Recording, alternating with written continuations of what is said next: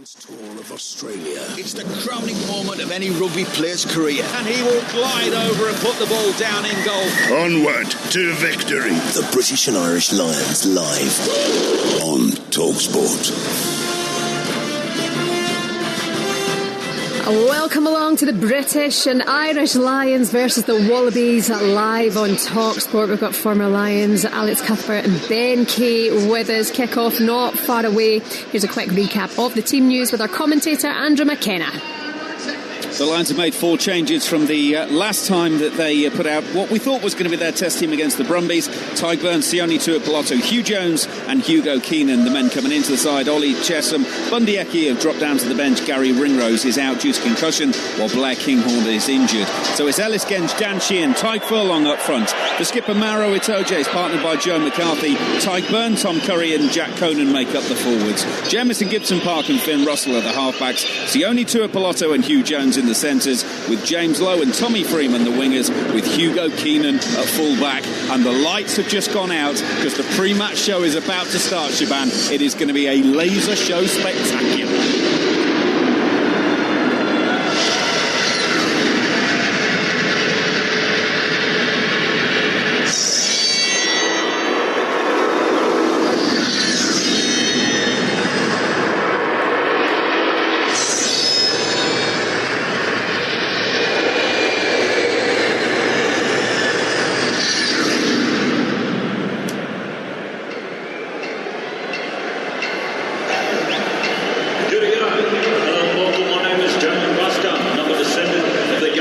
Welcome to country is about to happen. Uncle Shannon Rusker will welcome on behalf of the tribal areas. The Great Dividing Range, situated near Warwick and Toowoomba, and as far up north to the Caboolture River. Within Australia, there are over 350 different Aboriginal and Torres Strait Islander nations. And with those is our own languages, our own laws, and also boundaries. Protocols are what helped us and guided us through life.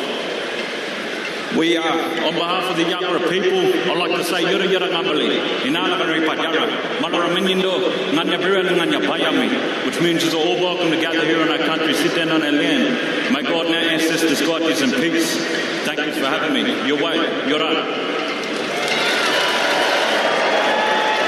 52,000 fans pouring into the Suncorp Stadium in Brisbane just now. That was the welcome to the country ahead of that first test between the Lions and the Wallabies here on Talksport. It's so important to focus on that and give that the space that it deserves here on Talksport.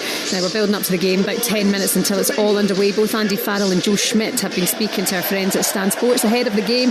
They've been asked what their messages are to the players ahead of the first test. Let's start with Andy Farrell. Just to be the best version of themselves and how they collectively buy into what it takes to be a British and Irish Lions teammate. What's the first 20 minutes look like? I suppose you can expect a bit of fireworks, can you? Because it means a lot, and that's what top level sport is all about. And there's nothing concentrates the mind more than a Lions tour in Australia. Enjoy it. These are so special. They come around once every 12 years to get out there and enjoy it. Remember why they play the game, and you know they've got to have a work ethic that goes above and beyond what they've delivered so far. How do you balance that, the weight of expectation and the support and everything around it, but also focusing on the rugby? Yeah, it's difficult because just even coming into the stadium, the roar from outside the stadium, the crowd are there already, so it's hard to balance that. It's probably keeping that emotional energy as balanced as we can with the concentration that the players are going to have.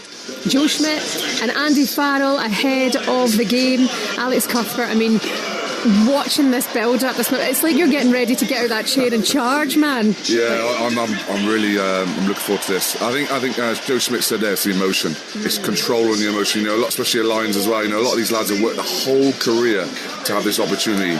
So it's about controlling, because these guys have been simmering all week. Andy Farrell would have been slowly eking into them into the week, building them up. 6 weeks, 5 weeks to get to this point. So it's about controlling it and making sure you do the little things, details really, really well, and then the emotion will just flow into the game then. So it's exciting. Ben Kay, you'd be feeling similar yourself, that emotion all coming back to you, the history of the Lions as well. It's a huge night for these players.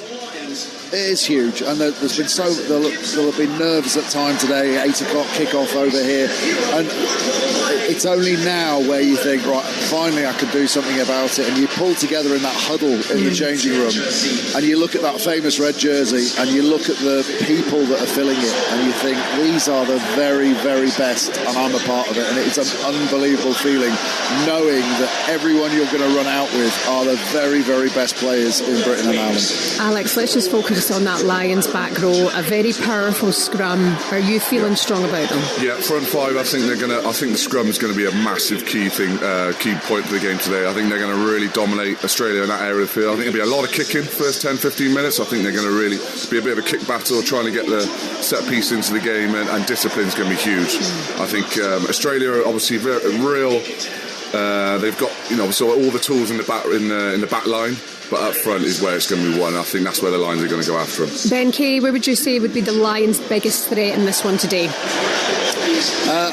In terms of for Australia, I think it'll be Joseph Suaalii, because I've got a sneaky suspicion that Joe Schmidt is going to bombard Hugo Keenan aerially early on, and Suaalii is one of the very, very best aerial players in either code.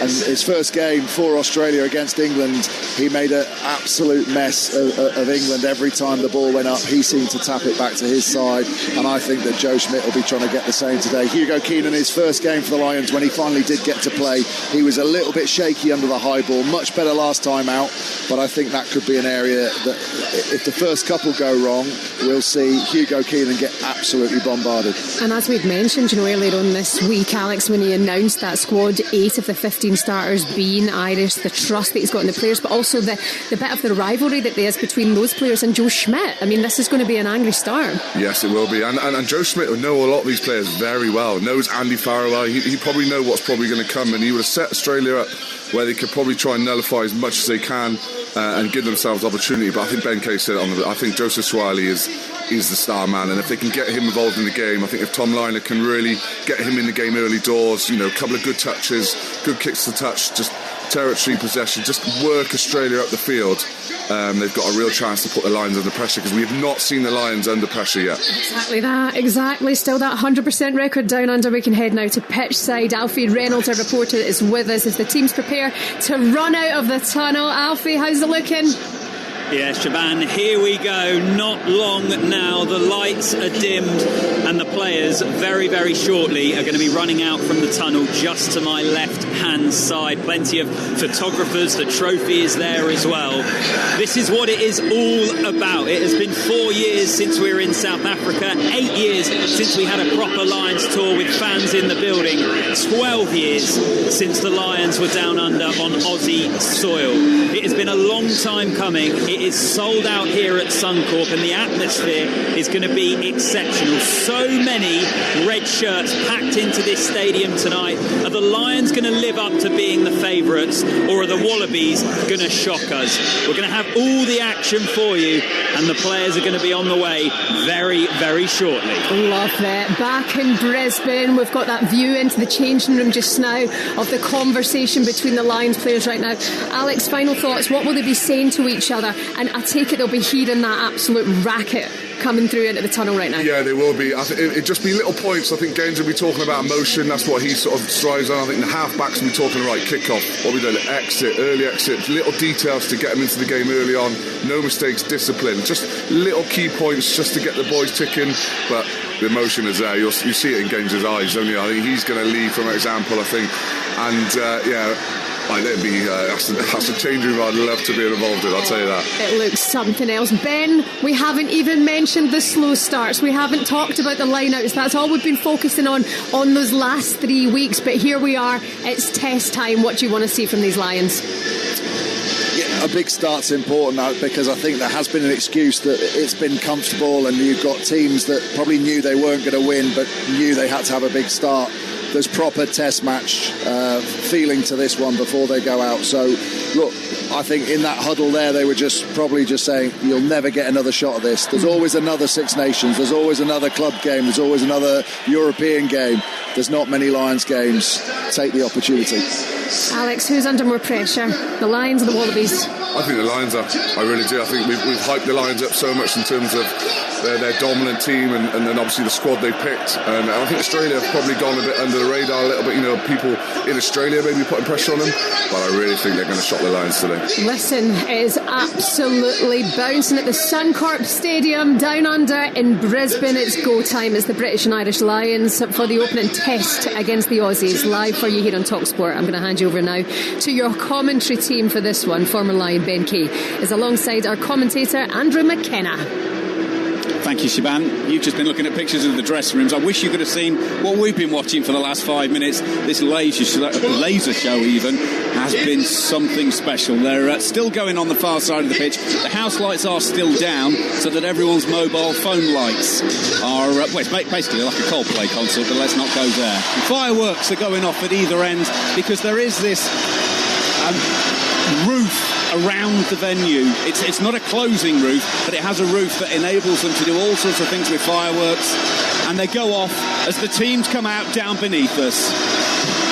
The Lions and the Wallabies come out together and make their way to their respective ends. The Lions to the right-hand side, the Wallabies to the left, and the house lights will come up as we prepare to get the 2025 British and Irish Lions Test Series against the Wallabies underway. The players now come together on the 15-metre line because there will, of course, be one anthem this evening. The Lions don't have an anthem, but, of course, the Wallabies will have Advance Australia Fair. That will be sung by Lauren Hunter this evening. She is actually from Queensland as a local singer and is currently playing the role of Jane Seymour in the Aussie version of Six the Musical. Slightly different audience for her this evening, but she will be with us very shortly for an anthem. It will be very interesting to see how loud it is, because looking around this stadium, it is very, very red. Time for anthems then.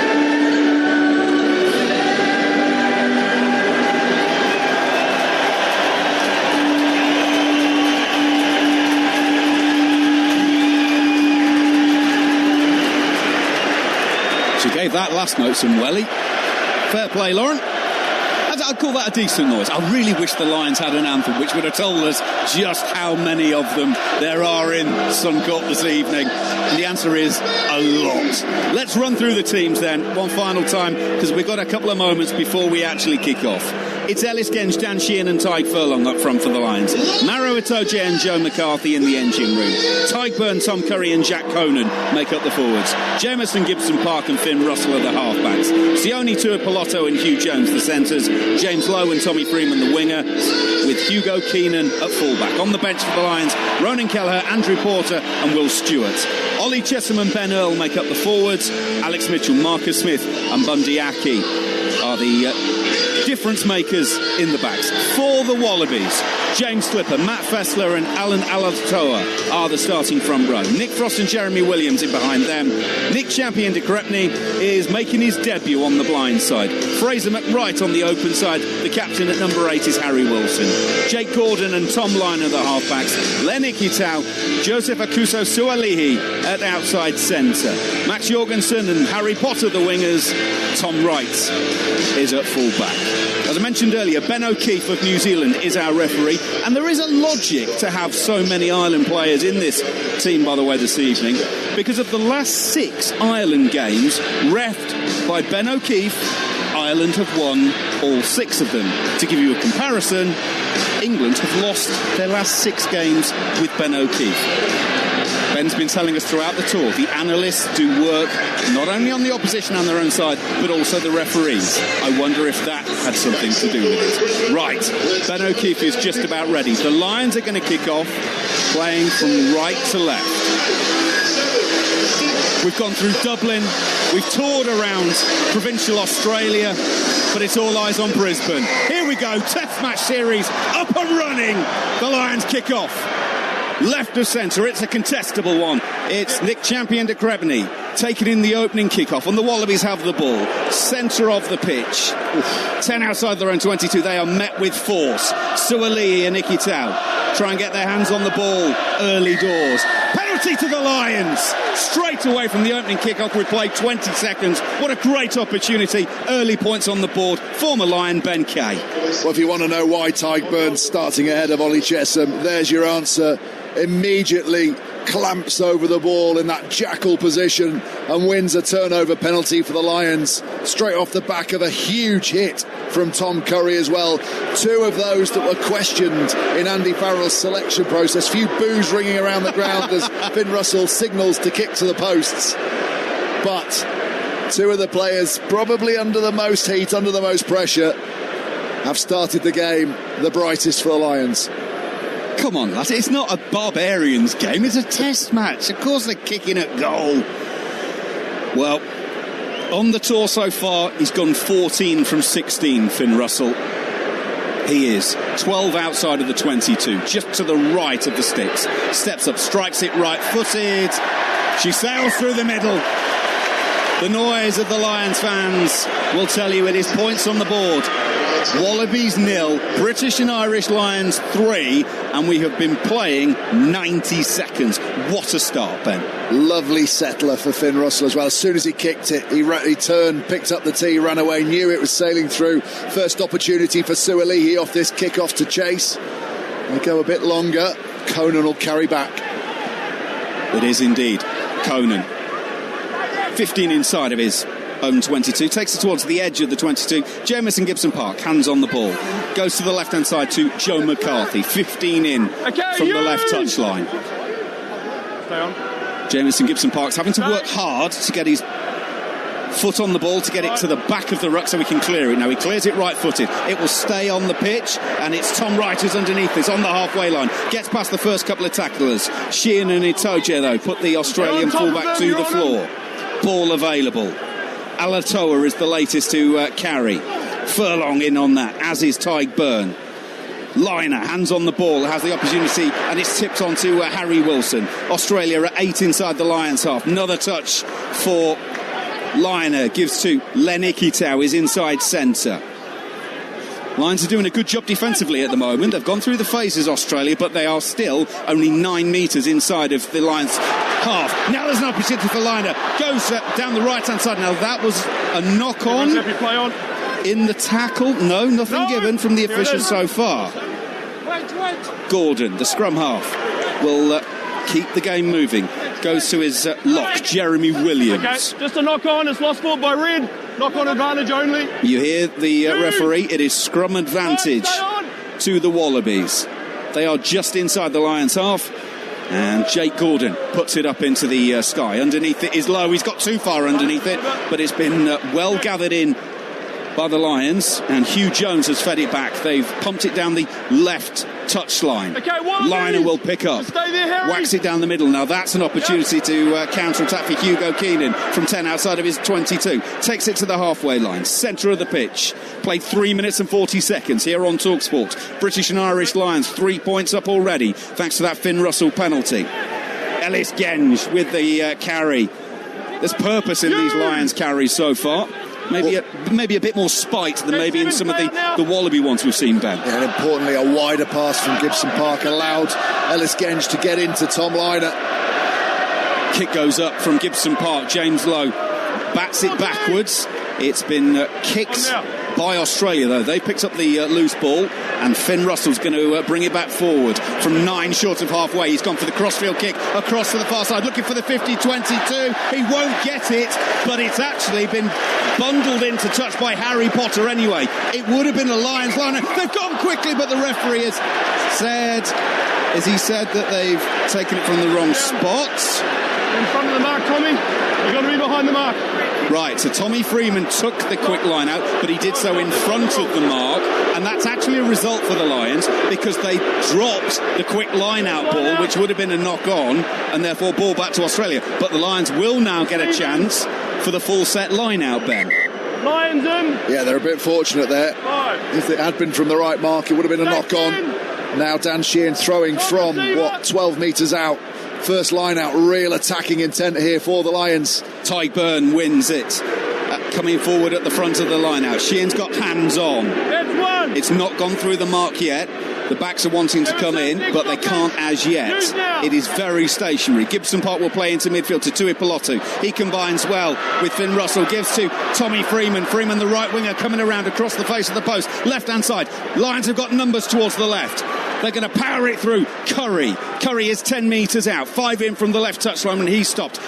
Gone back to the right-hand side to Tyke Furlong. He's still going. Opportunity for the Wallabies to try and get in on the ball, and they're over it. Fraser McWright, the open side, gets in on it and wins the turnover, the penalty. Lions not releasing. We played almost 6 minutes here on Talksport. Australia 0, British and Irish Lions 3.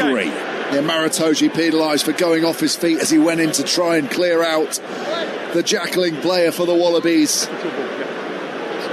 Some good play in there from the Lions. They're keeping that simple attacking shape where Tui Pilotu goes to the line. He's got Hugh Jones on his shoulder and he just hesitates and delays and tries to get the Wallabies to fly out of the line. He gives the ball back to Finn Russell and they were under a bit of pressure. Tommy Freeman, who was looping round, did really well to stay on his feet and get outside. Sualihi, who missed the tackle on him, and they were so close as they came back, but Itoje unable to effect the clear out, and the Wallabies clear to the 10-metre line. And they throw to the line out and win it. McWright, he's thrown a ball to no one in particular. It's on the ground. That is a knock on and a scrum down. Lions ball, 11 inside the Wallabies half, just left of centre. Let's bring in Alex Cuthbert at this point as well, because Alex, Tommy Freeman looked very lively coming off of his wing there. That is a move, obviously, as a former right winger yourself, you'll be following very closely. Good work here.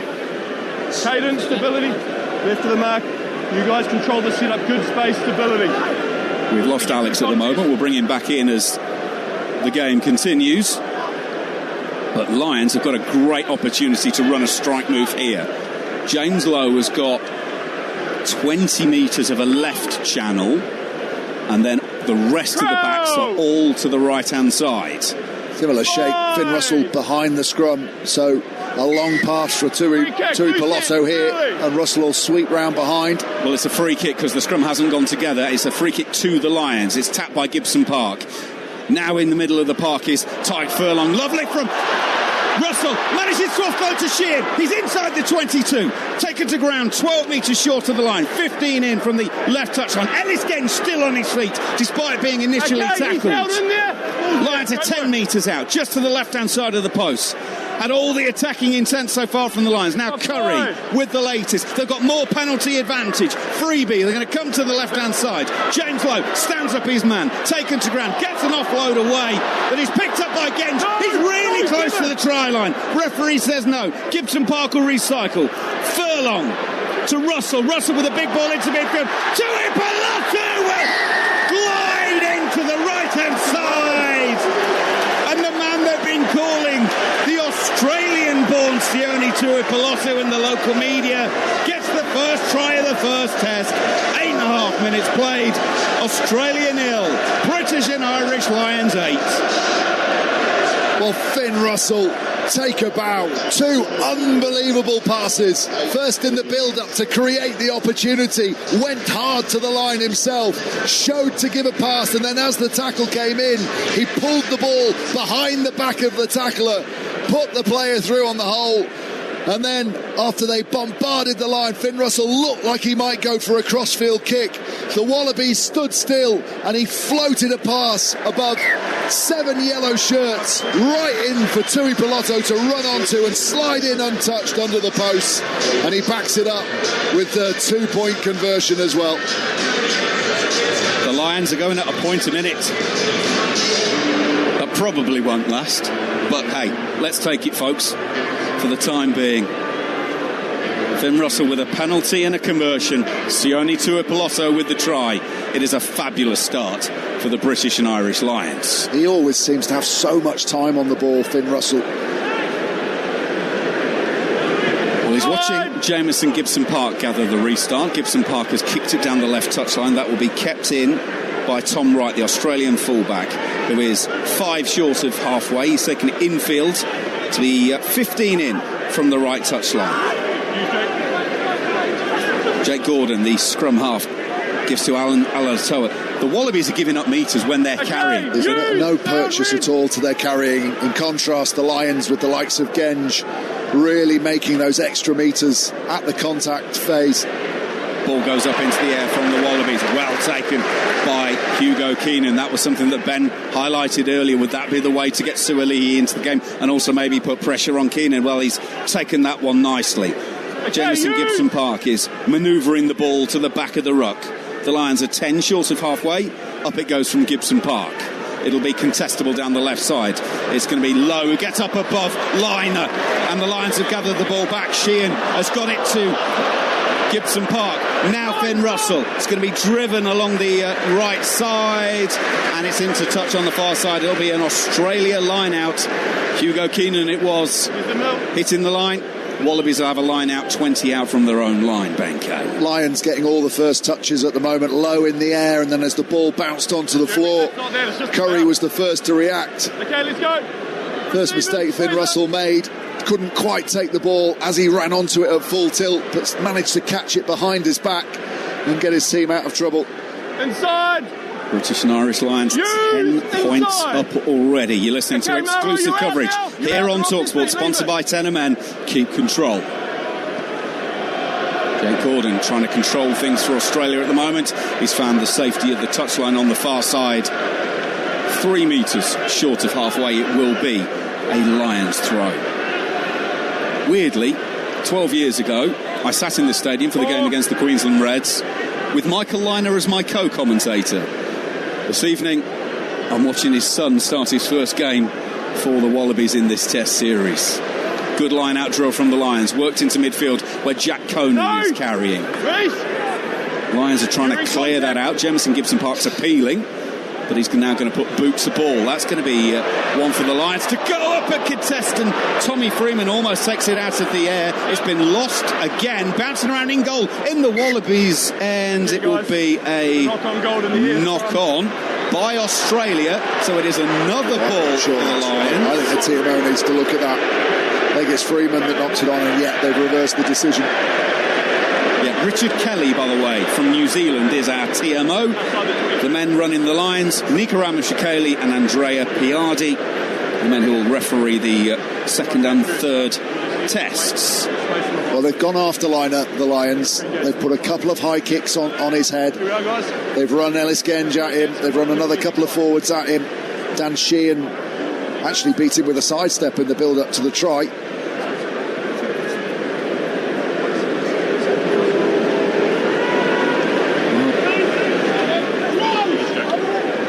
It will be the Wallabies, as Ben says, to put into this scrum here on Talksport. 13 minutes into the first test.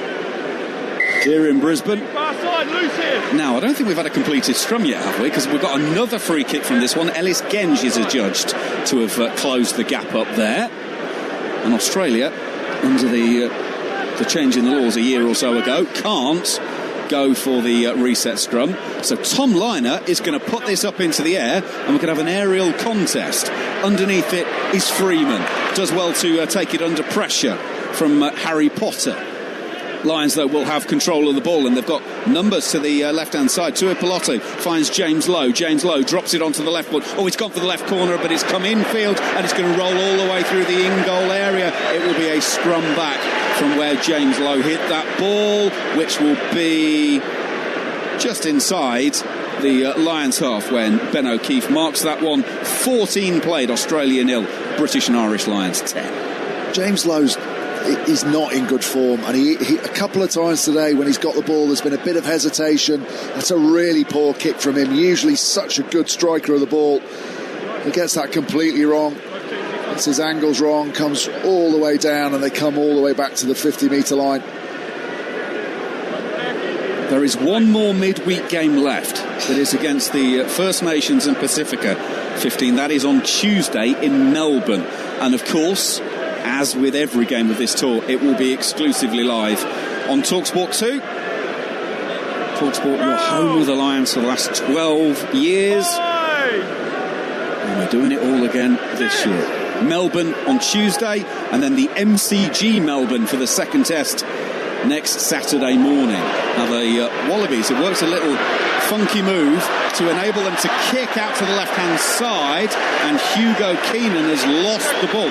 He had it initially, and then as he hit the floor, it spilled out of his grasp, and it squirted out, and it'll be a scrum to the Wallabies, 10 outside the Lions, 22, 5 in from the left touchline. It's a nice little move from the Wallabies. Looked like they were going to dart down the blind side from the scrum. The wing swept back to the side. Jorgensen fed. Ooh, I'll tell you what, he's a little bit lucky there, Keenan, because the crossfield kick from Liner meant he had to dive for it at full stretch. But I just wonder whether, having dropped it, he deliberately patted the ball into touch. He's got the benefit of the doubt. Just a scrum for Australia.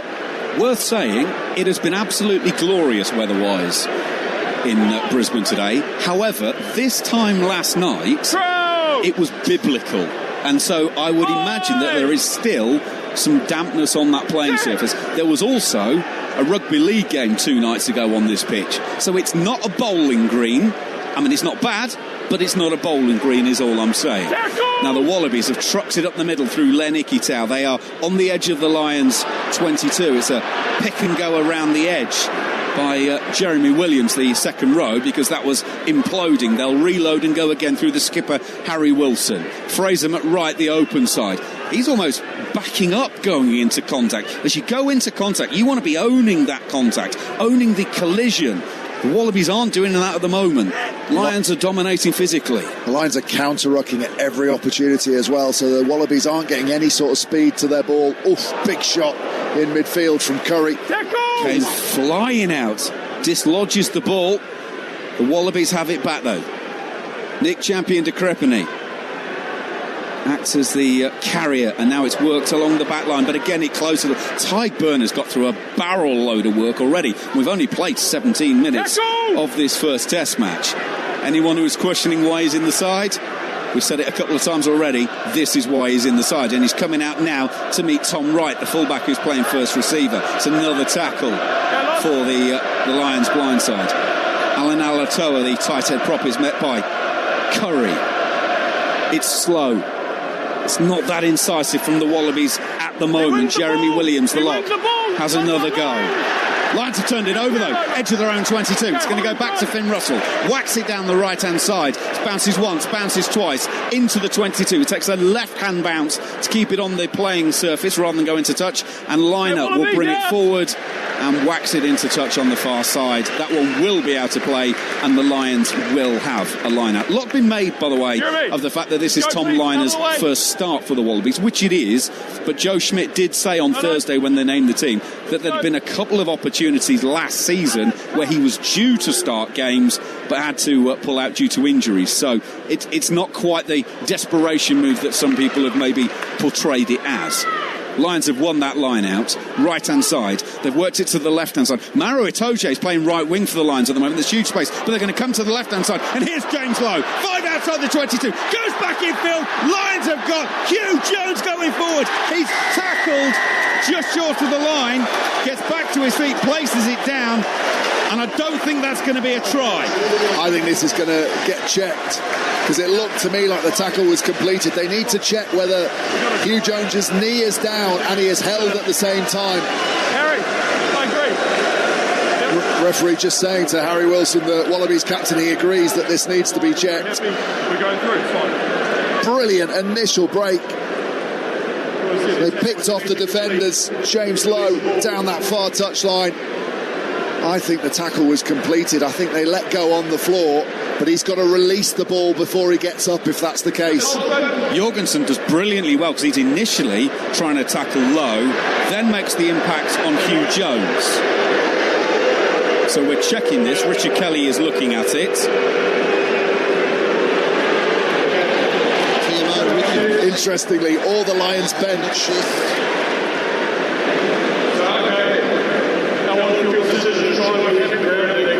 what we want to consider the leader is whether the player's been tackled. If he has been tackled, he must release the ball before he gets back on the speed again. Let's just look at that, please. So Hugh Jones could pick if he places the ball down, takes his hands off it, gets back to his feet, he could then pick it up and go again. The question is, was he held in the tackle? It doesn't matter, because his knee's down, that is tackle completed. So he then has to release before he gets up. Interesting, they showed a shot of the Lions bench with all of the Lions celebrating, apart from Owen Farrell, who immediately went no. Well, they're still looking at this one. Don't forget, Big Al is back on the Breakfast Show on Wednesday from 6 a.m. He'll be joined by Kevin Nolan, former West Ham and Newcastle captain. And Adi Oladipo is covering drive time next week, along with Gabby Agbonlahor. Right, they are still looking at this. I think we now have a decision. He's been tackled, he is held and been brought to ground. To score the try, he needs to release the ball, which he doesn't do. We had considered the actions of the goal player diving near the player, but we're not penalising that. It's back on the 5, no try. So it's as we suspected. It is a penalty against the Lions for a tackled player not releasing the ball. So it remains 10-0 to the British and Irish Lions. Sione Tuipulotu has got a try for the Lions so far, which Finn Russell converted, and Russell's also added a penalty. The annoying thing from Hugh Jones and Andy Farrell's perspective is, had he stayed on the ground, Jameson Gibson-Park's directly behind. He could have just lifted it off the floor to Jameson Gibson-Park, who would have dived over himself. So a bit of a bombed opportunity for the Lions there, and Hugh Jones backed himself. And unfortunately, probably didn't feel. Sometimes, when we've got a view from back here, we can see that he's been tackled. Sometimes you can't feel whether someone's tightly gripped around your legs as you land on the floor. That's the decision he makes, and unfortunately for the Lions, they're now facing a line out on the Wallabies 22, with the Wallabies throwing in. Don't forget, over on Talksport 2 at the moment is the Open Golf coverage, and I imagine there may well be a Lions legend tuned into that, because Mike Gibson, a man who went on 5 tours for the British and Irish Lions, only he and Willie John McBride have done that. Mike Gibson is a marshal at Royal Portrush this week, marshalling the 13th hole, because his golf club, Royal Belfast, are providing the marshals. So, Mike, if you're listening, I hope everything's going well at Royal Portrush this morning, and we'll hopefully bring you some good news. Mike Gibson might be watching with Brian O'Driscoll. Yeah. Well, he might, yes. No jumping across. I'm absolutely certain Mike Gibson might have scored that last one. Yeah. But anyway, line out to the Wallabies. Lions have stolen it. Maro Itoje gets hands in. It's bouncing around loose. Tidied up by Tyg Byrne. 20 minutes. Almost 21 minutes played of this. 10-0 for the Lions. It's a great line-out steal. The Wallabies had it securely, and Itoje, without a full lift, I think he only had one of his lifters there, managed to get a hand in and rip it back to the Lions side. Maro Itoje has managed to steal 4 line-outs this tour so far. However, the Wallabies now have a chance. They've spun it along the back line, and Harry Potter, the left winger, has kicked it down the left channel. It's going to bounce and now it stands up and then goes dead in goal. Now, did it touch Hugo Keenan?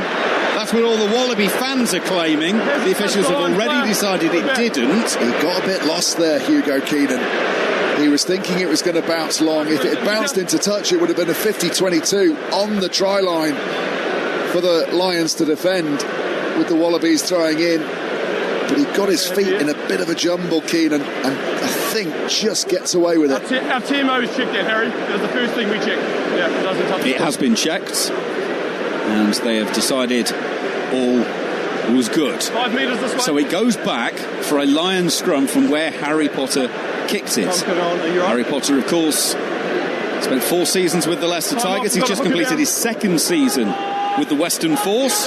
He will be moving, though. He will be a Waratah in Super Rugby next year. Right, we've got a player down, so I'll tell you what, let's get down to the touchline and check in with Alfie Reynolds for the first time. How's it looking from down at ground level, Alfie? Yeah, I think as you guys have been saying, Mac, as we suspected with the pack the Lions selected, power, and that has been their approach in these opening stages, and they have had a lot of good work in that area, plenty of good carries. Ellis Genge, Ty Byrne, Tom Curry all getting through a lot of work. At the moment, it looks like the Wallabies are struggling to match that physicality. What a blistering start for the Lions midway through this first half. Cheers, Alfie. We're just pausing because Matt Fessler is down. He's got back to his feet. He is needed because we're restarting with a scrum, and therefore a hooker is fairly important in that process. Okay, everyone's on penalty kicks now. Okay, get the set up. Referee just reminding them that both sides have been penalised for closing the gap. The first offence is a free kick. If you do it a second time, it's now a full penalty, which is what the referee Ben O'Keefe is telling them. It is a Lions put in, 15 in from the right touchline, 10 outside the 22. Tommy Freeman, the right winger, is lined up directly behind Finn Russell. On the rest of the backs are all to the left-hand side. It is a solid scrum. Opportunity to play. The ball has got a little bit stuck in the second row's feet, and they go down the right-hand side. Goes to Freeman. Freeman goes and tries to chip it over the top to keep it alive, but can't keep it on the dance floor. And we are coming back because he's kicked it directly into touch from outside his own 22, and therefore it will be a line out to the Wallabies just outside their own 22 left-hand side. Ben Kay. Well read from the Wallabies. Obviously trying a little bit of deception there. The Lions looking like they were going to sweep round with that starter play we've seen them use already tonight. And then Gibson Park and Freeman just broke down the touchline. Didn't quite come off though. Tom Liner has gone crossfield high kick. It's been fumbled by James Lowe, but backwards. He's regathered, offloaded to Hugo Keenan, but the Lions are just having to back up here as the Wallabies flood into that particular contact area. Maro Itoje is given the ball by Jamison Gibson Park just to set up another face. Jamison Gibson Park's taken too long. The Wallabies are entitled to come round and claim that ball, and they've done so. Lions have to go on the defensive. It's going to go into the back line. Gordon gives to Suali'i. First real opportunity for him with ball in hand. He goes into Tuipulotu. The Wallabies are 10 inside the Lions half. Good tackling by both props. Double tackle from Genge and Furlong. Recycle for the Wallabies. Suali'i combines with Potter. Ball's gone to floor. Fraser McWright will gather up the loose ball. Dan Sheehan will tackle him. Curry's trying to get over that one. Can't. Gordon, the scrum half, dabs the ball over the top right-footed. Lions will clear that up. Keenan gives to Finn Russell. Russell kicks down the pitch. It's an opportunity for Tom Liner to run it back. Now he kicks. It's not a brilliant one. It's straight to Tommy Freeman. 10 outside of his own 22. He's going to put boot to ball down the right-hand side. He's put that one out on the full as well. The Wallabies win the kick tennis battle. We've played 24 and a half minutes here on Talksport. Wallabies 0, British and Irish Lions 10. First time really that the right Lions have been under any pressure, and they make a mistake. They make a couple of mistakes and they compound those errors. In the end, Freeman does really well to take the ball, and then he clears down the touchline but can't keep the ball on the field of play. Gives the Wallabies prime attacking position, but Ty Byrne, another turnover, this time at the line-out. Numbers left-hand side for the Lions. Tuipulotu's gliding up up towards the halfway line. He's desperately looking for an offload. Can't throw it, so he holds on to it. Lions win a penalty. Wallabies have gone off their feet at the breakdown. Lions are going to be slow and steady at this one. Now we go to the back. What a pass from Tyke Furlong, the tight head prop, out towards the right-hand side. Lions are going to come barrelling forward. Here comes Ellis Genge over the 10-metre line. He's still going. Manages to get the offload away, but it's knocked on in the process. There's a bit of push and shove in the following breakdown. Joe McCarthy will tell everyone who's wanting to listen that he's actually a peacemaker. I'm not strictly sure that's true. Tyburn and Jeremy Williams are discussing plans to meet up later on. Tyburn pushing everyone who wants some. Absolutely brilliant. Andrea Piardi comes in as the assistant on that far side with a big smile on his face. Little bit of edge, that's what everyone wants to see in a Lions series. Both captains getting called together, we'll listen in. Get it in terms of push and shove, right? Understand with the series, but we're going to keep playing rugby. That's stopping the game. That's your freebie. If it happens again, there'll be consequences, do you understand? Talk to your players now, we've got a scrum, advantage is over. It all started because Harry Potter was a little bit late with his clear out. The whistle had gone after a brilliant Ellis Genge carry. Potter actually stops the offload, forces the error, but then the whistle goes and Harry Potter comes in late on Jack Conan. He doesn't like it, and neither do his Irish teammates. Joe McCarthy comes in and helps. Tyke Byrne comes in and helps. A bit of handbags, nothing more. The rugby can resume. That whole contest was good. You stayed up and then it just went down. 52,500 people in Suncorp Stadium this evening. 8,000 corporate clients are here tonight, which isn't an enormous number. When you consider it only holds 52,500, it's a lot. There have been all sorts of things going on today. Opportunity, no, scrum doesn't go together, and as we mentioned, the referee said the next one's going to be a full penalty. The Lions don't stay up. It's against Ellis Genge, and it will be a penalty to the Wallabies, halfway inside their own half, 15 in from the left touchline.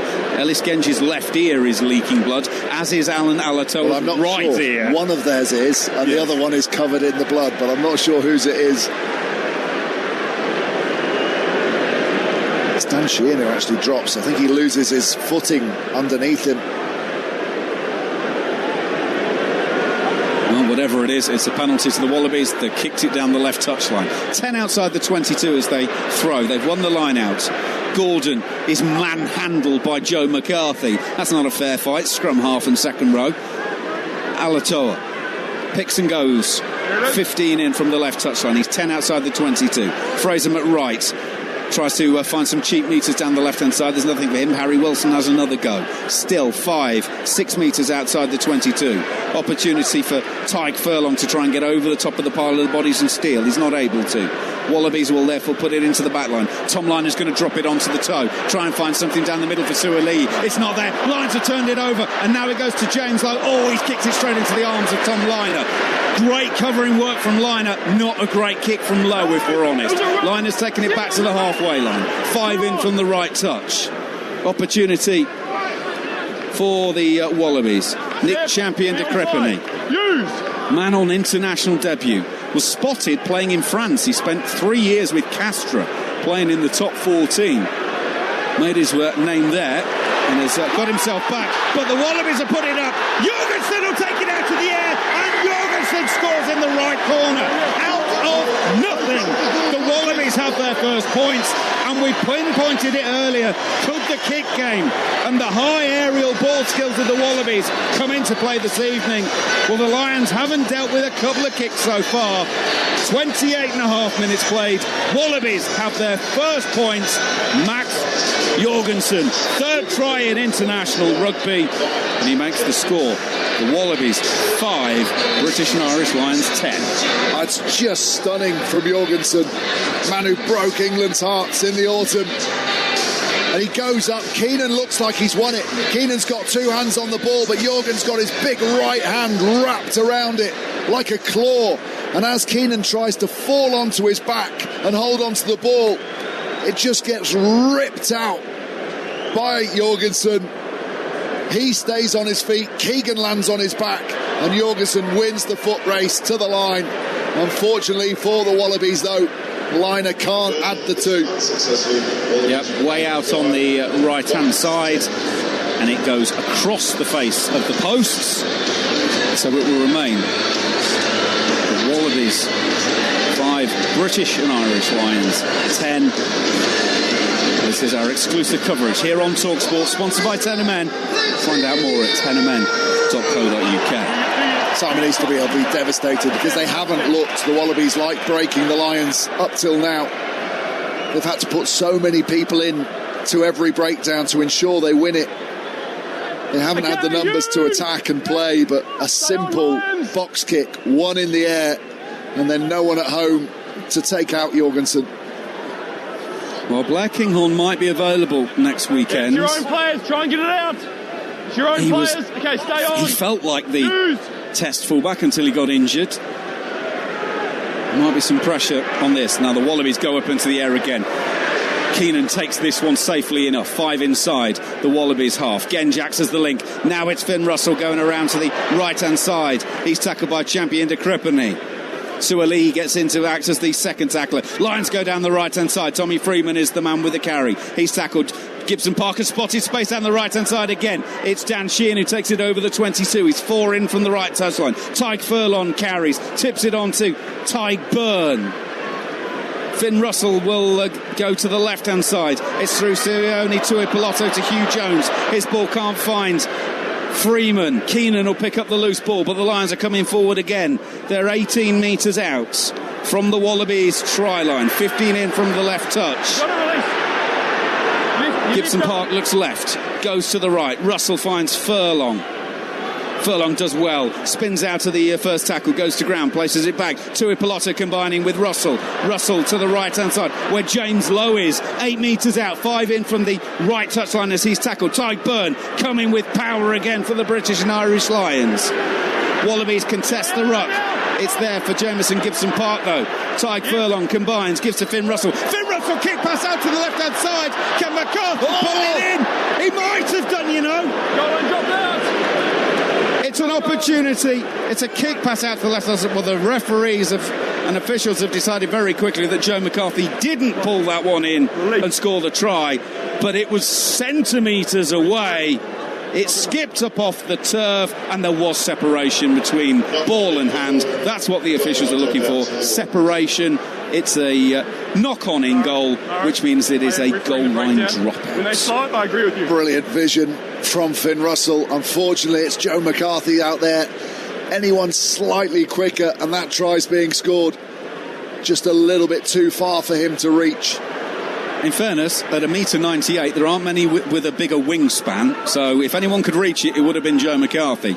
It's been hit as deep as they could from the Wallabies, but the Lions are already back within 5 metres of their 22, and Finn Russell, lovely little delayed ball for Keenan. He's tackled, quickly available, and it's going to be Joe McCarthy as the Wallabies come flying out, hunting an interception. Ball has gone loose from the Lions. Hugh Jones will gather it up. It's been so good on the tour so far. Takes it to the edge of the 22. Ball has been spilled by the Lions. They've gathered it up. Finn Russell offloads to Maro Itoje. Maro Itoje is powering his way down the middle of the pitch. 12 metres out from the try line. Left of the sticks. To the right goes Gibson Park. Curry with the carry on this occasion. Lions are setting up camp. 7 minutes to play in the first half. They lead by 5. They've been the dominant force in this game. They'd love another score now. Opportunity to come to the left-hand side. Hugh Jones it is. The Lions are within 2 metres of the try line. Opportunity for James Lowe. Lowe, 10 in from the left touch. Will be tackled. Sets up another phase of play. Jack Conan with a pick and go round to the open side. Nothing for him there. Maro Itoje and Joe McCarthy trying to clear that one out. Tyke Byrne is the man carrying. Wallabies are offside. Lions have penalty advantage. They can slow it down or speed it up, knowing that they've got a penalty in their back pocket. Gibson Park fires it into midfield when Lowe is stationed across the face of the post. Takes it to within centimetres of the line, and it's lost forward. Well, there was penalty advantage, but that feels like an opportunity gone a-begging, Ben Kay. Massive, and it's James Lowe again. He's just feeling so hesitant. He was such an instinctive player a year or so ago. just a couple of times he's got the ball and hesitated and then tucked and gone himself. And you just feel that Dan Sheehan, who is wide out on the touchline, one more pass and he would have been strolling in. Well, the Lions have made a very brave call here. They are going to kick to the left touchline rather than take the shot at goal. And they find the safety of the touchline, and Sheehan will throw. Some quality carrying from the Lions in there. Maratoji with a big one. Ellis Genge had no right to be able to stay on his feet. He was isolated, but bounced one defender. The Lions have done a little funky one to the front to Maro Itoje, trying to catch the Wallabies napping. They've made the initial tackle. Lions will go again. 4 metres out from the try line, 5 in from left touch. Here is Ellis Genge. Revealed this week he's put 10 kgs on in the last 18 months or so to aid his scrummaging. Well, that's effectively what he needs at the moment. Maro Itoje picks and goes around the edge, tries to go over the pile of bodies. He's held up. Now, I think I heard penalty advantage. Yes, I did. It is another penalty to the Lions, 5 metres out. And Maro Itoje is going to be having a quiet word with Ben O'Keefe shortly about the number of penalties in this area. Just desperation to get over the line. Tried to go quickly, Maro Itoje, but ended up going right into all the yellow shirts, and they just held him up. They're going tap and go this time. Dan Sheehan taps it to himself, takes it to 2.5 metres out. Ellis Genge is going to pick and go. He's a metre out. Opportunity now for Tom Curry. He's over the line. Ball is down. Try is scored. Tom Curry with his 7th international try. And what a time to do it. 4 minutes before the break. The Lions have their second of the evening. Sione Tuipulotu at the start of the half. Tom Curry at the end of it. The Lions lead by 10 with the conversion to come. Australia 5, British and Irish Lions 15. Well, in the red zone, 5 out. Sheehan picks. That's the first carry. Then Ellis Genge. And it's pure power. Everyone inches their way towards the line. And when Curry picks up, he keeps his body height really low. Steps inside Fraser McWright, his opposite number. And then powers over the line. Really good power play. This Lions pack are absolutely dominant in terms of their carrying and winning the physical battle at the moment. And finally it pays off with 5 on the scoreboard for them. And it becomes 7 because Finn Russell adds the conversion. He's 3 from 3 from the tee. It is a 12-point lead for the British and Irish Lions. Tom Curry adding to Sione Tuipulotu's earlier try. Right. Not long to go in this first half. 3 minutes. And Tom Liner goes shorter, and it's Tyburn who gets up into the air. Was he played in the air? He certainly came down with a bump. Jamison Gibson Park will play the ball. He's going to go to the left-hand side. Ellis Genge. Big carry, big impact to stop him. It's fascinating that he's put that much weight on. And you would think there might be a case that it would slow him down, or he'd find it harder work carrying that extra weight, but it actually seems to be aiding him at the moment. Lions have kicked down the left-hand side. Wallabies haven't dealt with it. Lions have got it back. 10 inside the Wallabies half. 3 metres in from the left touchline. Was that ball forward to Tom Curry? No, it wasn't. We're going to carry on playing. Into the back line she goes. Hugo Keenan to the right-hand side. Opportunity for Tuipulotu. 10 in from the right touchline. Gibson Park is working really hard. It's been stolen by Fraser McWright. He's flipped the ball back inside. Was that knocked on the floor? Lions are claiming they've got it back. Yes, they have. Ty Furlong's got those big farmer arms on it, but the Wallabies now steal it back and they're going to kick it down the pitch. James Lowe will pause, gather 3 metres outside of his own 22. He's found space down the middle in front of the left-hand upright as far as the Lions are concerned. And it'll be pulled in by Tom Wright, a man who we've barely seen in an attacking sense so far this evening, the Wallaby fullback, which from the Lions' point of view, they will take all day long and twice on Sunday. He's kicked it out to play just inside the Lions half. Left-hand side, Dan Sheehan will throw, and there are 1 minute and 5 seconds left on this first half. Bencat. Yeah, line out on the halfway line. The Lions shorten to a 5-man. Furlong Conan, Curry into that back line to be the big ball carriers in midfield. Good.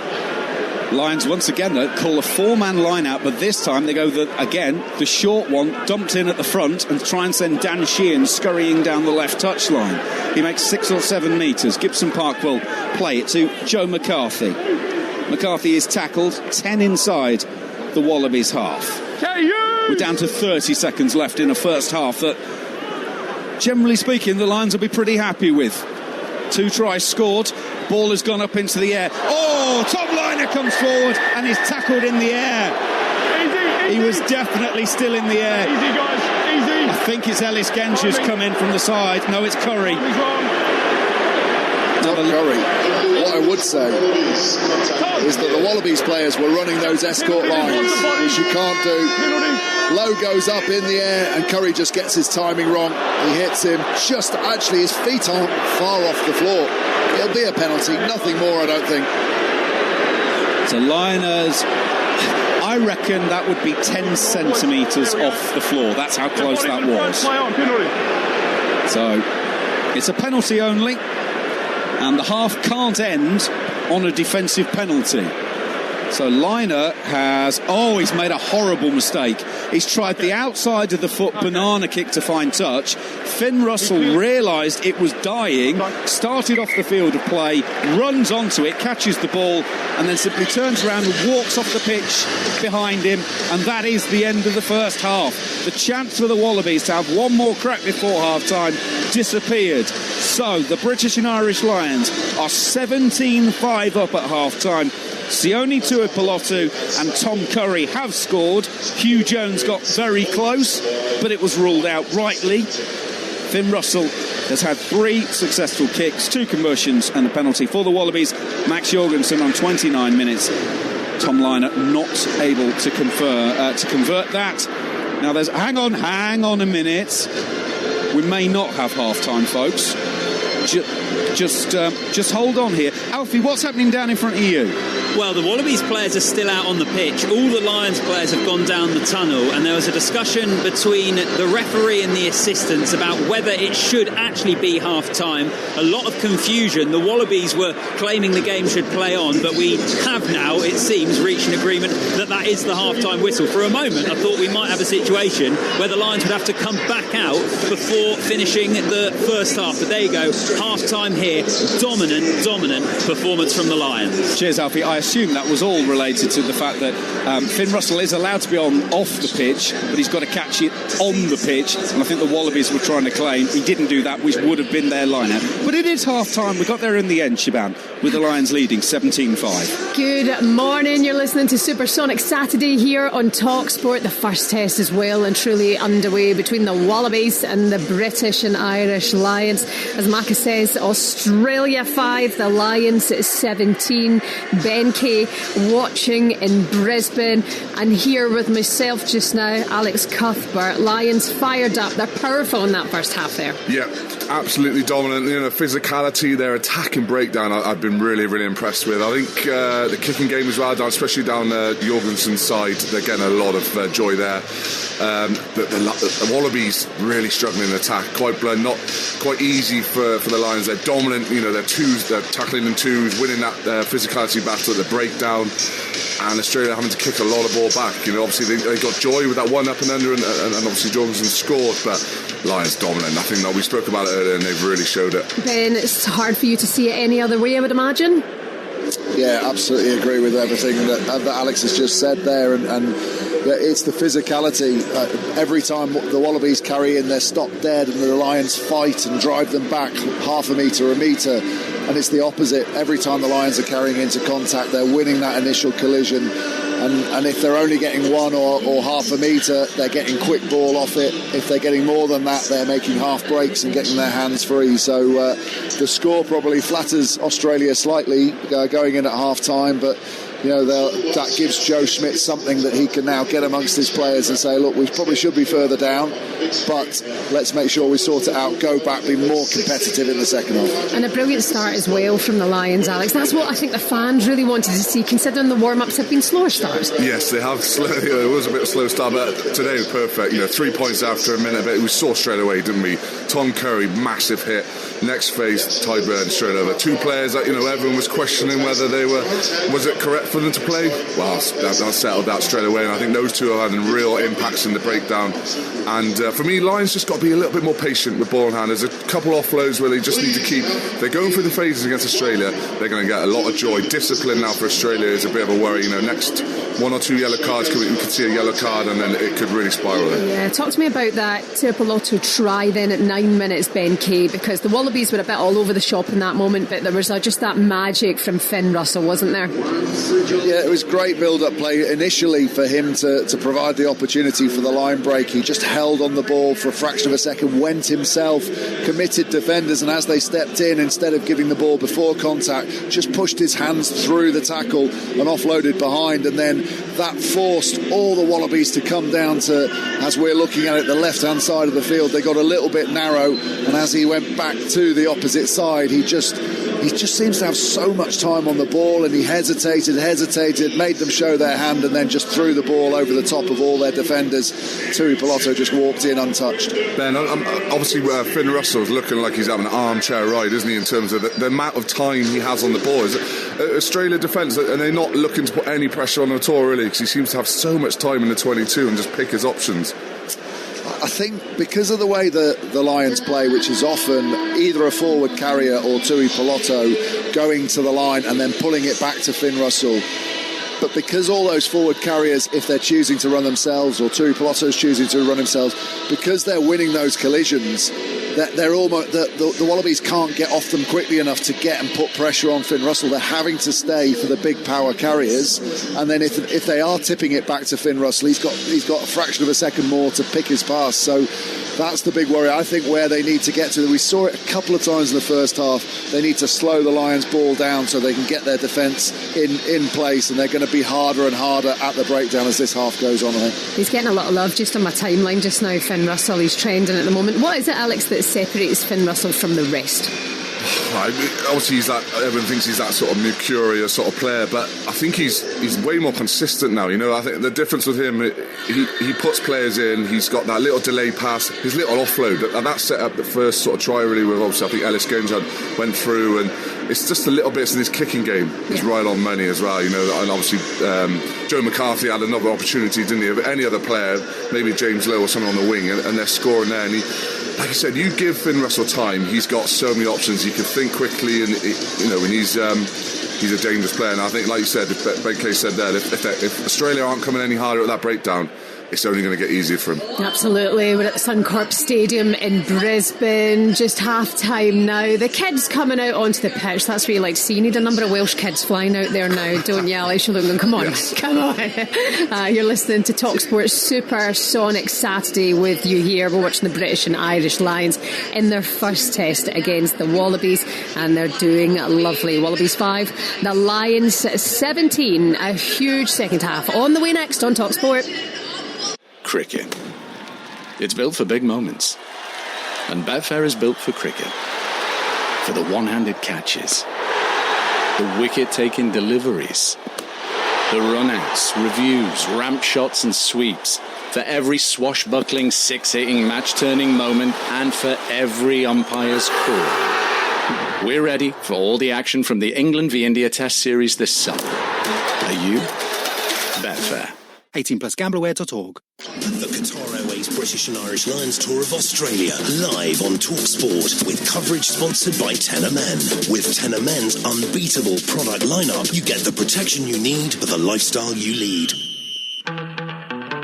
Don't skip on summer. Lock in your last-minute getaway with a TUI holiday deal. Holiday? Here we come. Family fun? Or just relaxing in the sun? Whatever you're after, find a great TUI deal for you. Book today. We'll see you by the pool. TUI. Live happy. Atoll and ABTA protected. Booking T's and C's apply. See website for details. Live only on DAZN, July 19th. Usyk versus Dubois 2, the heavyweight fight of the year for all the belts. Buy now at dazn.com/boxing. Subway knows you love a good deal. So say hello to Sub Yay. Deals that'll make you go, yay. Like 10% off your whole order, getting a meal deal upgrade, or buy one, get one free on a 6-inch. That's Sub Yay. Get a fresh deal every week exclusively on the Subway app. Subway, 60 years fresher than ever. See the Subway app for specific offer availability and T's and C's. Freshly prepared per order. Guess what? There's a summer sale now on at Go Outdoors. I've heard there's mega savings on clothing, footwear, bikes, fishing, riding and tents. I love a bit of camping. I'm going before they sell out. With your membership £5, T's and C's apply. Go Outdoors. Discover freedom. Have a bet, take a punt, have a bet, bet, bet, have a bet, take a punt, have a bet, bet, bet, have a bet, take a punt, have a bet, bet, bet, have a punt, have a bet, bet, bet. Enough! If you feel it's time to take a break from gambling, Talksport Bet have the tools you need. Like time alerts to remind you how long you've been playing. Or self-exclusion. Make sure you're in control of your gambling, not the other way round. Find out more at safergambling.talksportbet.com. When you're growing a small business, you need someone who understands the ins and outs. And whether you're a tailor or an accountant, you need the tools to succeed. With an HSBC small business banking account, you'll have free accounting tools and access to our business specialists, virtually or in person. Because whatever your small business looks like, we're with you all the way. Search HSBC Small Business Banking Account to get started. Subject to application, eligibility, credit check and T's and C's. Visit hsbc.co.uk for details. The British and Irish Lions. The Wallabies. Two giants of rugby. But when the match is over, the question is, who recovers best? ResMed is the official sleep partner of the Qatar Airways Lions Men's Tour to Australia 2025, helping players and fans tackle sleep like champions. Find out how your sleep stacks up with their free online sleep assessment. Go to resmed.co.uk/tackle your sleep and wait ready for game day. Hear the Lions roar. The British and Irish Lions live on Talksport. What up? Happy Saturday to you. You're listening to live and exclusive coverage of the British and Irish Lions versus the Wallabies here on Talksport in Brisbane, Australia. The score currently Wallabies 5, Lions 17. It's Supersonic Saturday here on Talksport. Don't forget later today, Daniel Dubois takes on Alexander Usyk live from Wembley Stadium for the undisputed heavyweight crown with our friends on DAZN. You can watch it there. We're bringing you live and exclusively commentary right here on Talksport. Looking forward to that. Geary's wobbling. Usyk's caught him. Dubois landed a peach to the right hand. This is boxing. I prepare for this fight. First time ever 4 belts have been on the line in this country. Just be a savage. Bring chaos. Usyk charging in for a finish. Geary doesn't know where he is. Dynamite Daniel Dubois has detonated. That shot was not low, that was borderline. You conned the referee, you conned us, you conned the boxing world. I'm not cheater. I think it's just games. 6, 7, he looked at the corner. I'm going to get under this game with these bombs I'm going to be throwing. 9. I like play, but it's my rules. Stay down there, Daniel Dubois. He gets up on 9.5. Usyk sinks down to the canvas. Let it flow until I have to get in the ring and put chaos on the sky. Huge day live for you here on Talksport tonight, live from Wembley Stadium. Daniel Dubois against Alexander Usyk meeting the ring for the undisputed heavyweight crown. That's later on today. All the build up from 6 o'clock here on Talksport. You do not want to miss that. Plus right now over on Talksport 2 you can hear live commentary of day 3 from the Open at Royal Port Rush. Sean O'Brien, not that Sean O'Brien, Talksport Sean O'Brien is watching for us. Hi Sean. Hi Siobhan, yes, the much less famous Sean O'Brien here. It's a beautiful day at Portrush. World number 1 Scotty Scheffler leads on 10 under par, 1 shot ahead of England's Matt Fitzpatrick. They tee off at 3:35pm. So just setting the scene for us here, Bryson DeChambeau has an entertaining round going. He's moved to 1 under. Shane Lowry was hit with a controversial 2-shot penalty yesterday. Said he was gutted because it means he'll miss the Lions game. He's out there right now, level par through 1. And John Rahm is 1 over. So So it's moving day, lots of birdies out there, but we're counting down to the leaders in just under 4 hours' time. And round 3 is live over on Talksport 2. The Open Update on Talksport with Arnold Clark. Build your own car deal, all with a few clicks. What is it about famous names with rugby players? You could be Sean O'Brien, you could also be Harry Potter. You know, Harry Potter with a wand of a left foot for the Wallabies. Yeah, you're listening to the British and Irish Lions versus the Wallabies. It's currently half-time. The Lions up by 12 points. And in case you missed it, here's some of the latest news headlines going around this morning for you. The UK government has confirmed its support for the London's bid to host the 2029 World Athletics Championships. That's good news. Also, newly promoted Leeds United have signed midfielder Sean Longstaff from Newcastle for £12 million plus potential add-ons after 18 years. That's Boyhood Club. Good luck to Sean Longstaff. And there was an absolute barnstormer of a game over in Hamilton, New Zealand. Earlier on today, the All Blacks secured a 3-0 series win over France, beating them by 29 points to 19. Ben Kay. Ben, that is an incredible result, isn't it? Are you shocked by this? I'm not shocked by it, no, but I think the New Zealand public were a bit upset with the team that France sent over, and I think France's second or third team even have probably sort of shut a few Kiwi fans up. It was they came away with a 3-0 win, but both the first game and the second game could have gone either way right up until the final moments. So I think Fabien Galtier will be pretty happy with how his Chargers have done down there. Fair enough. In Brisbane at the Suncorp Stadium, 52,000 fans here, and it's a sea of red. The Lions have a very, very powerful start. What do you want to see, Alex Cuthbert, from the second half of this performance? Well, I think the same again in terms of that physicality from the Lions, but obviously we want to see the Wallabies really front up. I think that breakdown, they've got to show a bit of magic, I guess, that we spoke about earlier. They've shown nothing yet in attack, and the Lions at the moment have not been tested, and we were hoping that they would. And I think Joe Schmidt would have given them a good talking to at half-time, and we need to see them fly out, because the Lions will just slowly grind out this out. I think they'll be a bit more patient, and I think the discipline could be a big key factor here. Could be cards. You're listening to our live exclusive coverage of the British and Irish Lions, live for you here on Talksport this Saturday afternoon. Handing back to our commentator Andrew McKenna alongside Lion Ben Kay. Thank you very much, Shaban. The second half is up and running. Australia kick it high down the centre. The Lions have gathered it in, and they can reset. We weren't sure just at the end of the first half whether Tyg Byrne had actually gone off for an HIA during the half-time period. If he did, I can tell you we passed it, because he's back out there for the start of this second half. Lions leading by 12, and Jamison Gibson Park will box kick over his own shoulder and find the safety of touch down the left-hand touchline. Wallabies will have a line out there for 9 inside the Lions half. Just maybe the most telling statistic of the first half, the Wallabies got into the Lions 22 once. However, they then did score on that. Now the Lions have stolen a brilliant line out, and they've worked it into midfield. Hugh Jones going straight down the middle of the pitch, crosses to the 22, cuts back infield, tackled 10 metres out. Jamison Gibson Park looks to the left-hand side. Conan finds Furlong. I've been high on Furlong that. Jamison Gibson Park will take it from Furlong as he places it back to the right-hand side. Hugh Jones combines with Tom Curry. Curry to Dan Sheehan! Try right at the start of the second half. Minute and 15 seconds. Dan Sheehan! 16th try in international rugby.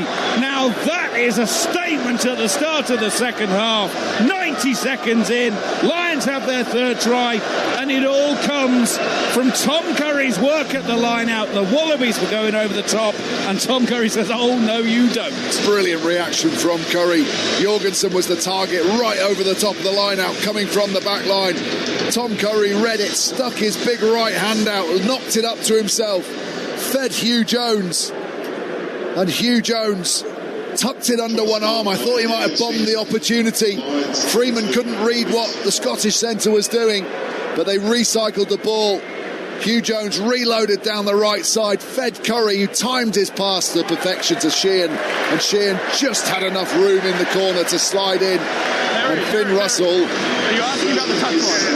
has knocked it over, has he, from the touchline? He has. It's an absolute ripper. 24-5, the Lions lead. Now it looks like we need to get down to Alfie, because I think we're looking at a potential change here. Yeah, Ollie Chesham is stripped off and ready to come on here, Macca. So perhaps what you were wondering regarding Tyg Burn possibly could be the case. We'll see who he replaces, but Ollie Chesham is ready to come onto the pitch here for the Lions, and he now is going to come on because it's been spilt at the restart. Who does he replace? Joe McCarthy, by the looks of things. So Joe McCarthy off, Ollie Chesham on. Ben Kay, your thoughts on that? That feels to me like he might have felt something and they've said, right, we'll go out there and see how it feels, because otherwise 3 minutes into the new half would be an odd time to make that change. It is a little bit strange. I wonder, but it's a slightly different player. You're taking off a tighter, brawler, aggressive player and bringing on someone who's a little bit more loose in terms of the second row. Good balance with Itoje, but certainly Ollie Chesham will look to get his hands on the ball in the slightly wider expanses. Fourth appearance on the tour for Ollie Chesham. Second time off the bench, scored against the Brumbies, and he's pushing in this scrum. It's worked to the right-hand side. Finn Russell wasn't able to take it. It was behind him, and it was knocked on in the process. It's turnover of possession by the British and Irish Lions. So it's the first change of the game.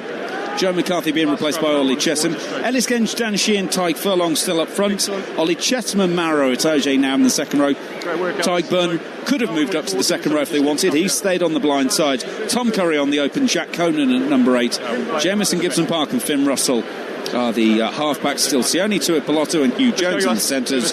James Lowe, Tommy Freeman and Hugo Keenan, the back three. Guys, that's it. That's the contest. We're getting the contest. We're staying up. Let's keep it legal. We're going to have a scrum for the Wallabies. 9 metres outside the British and Irish Lions 22. They are just left of centre, so that's about 25 metres in from the left touchline. Opportunity for Jake Gordon to put it in, but no, referee's not happy. Okay. One for both teams, Wallabies. Too much weight. Okay, and then pre-engage, but obviously the weight thing, we're working on both. Okay, there's an issue from both teams. Sort it out.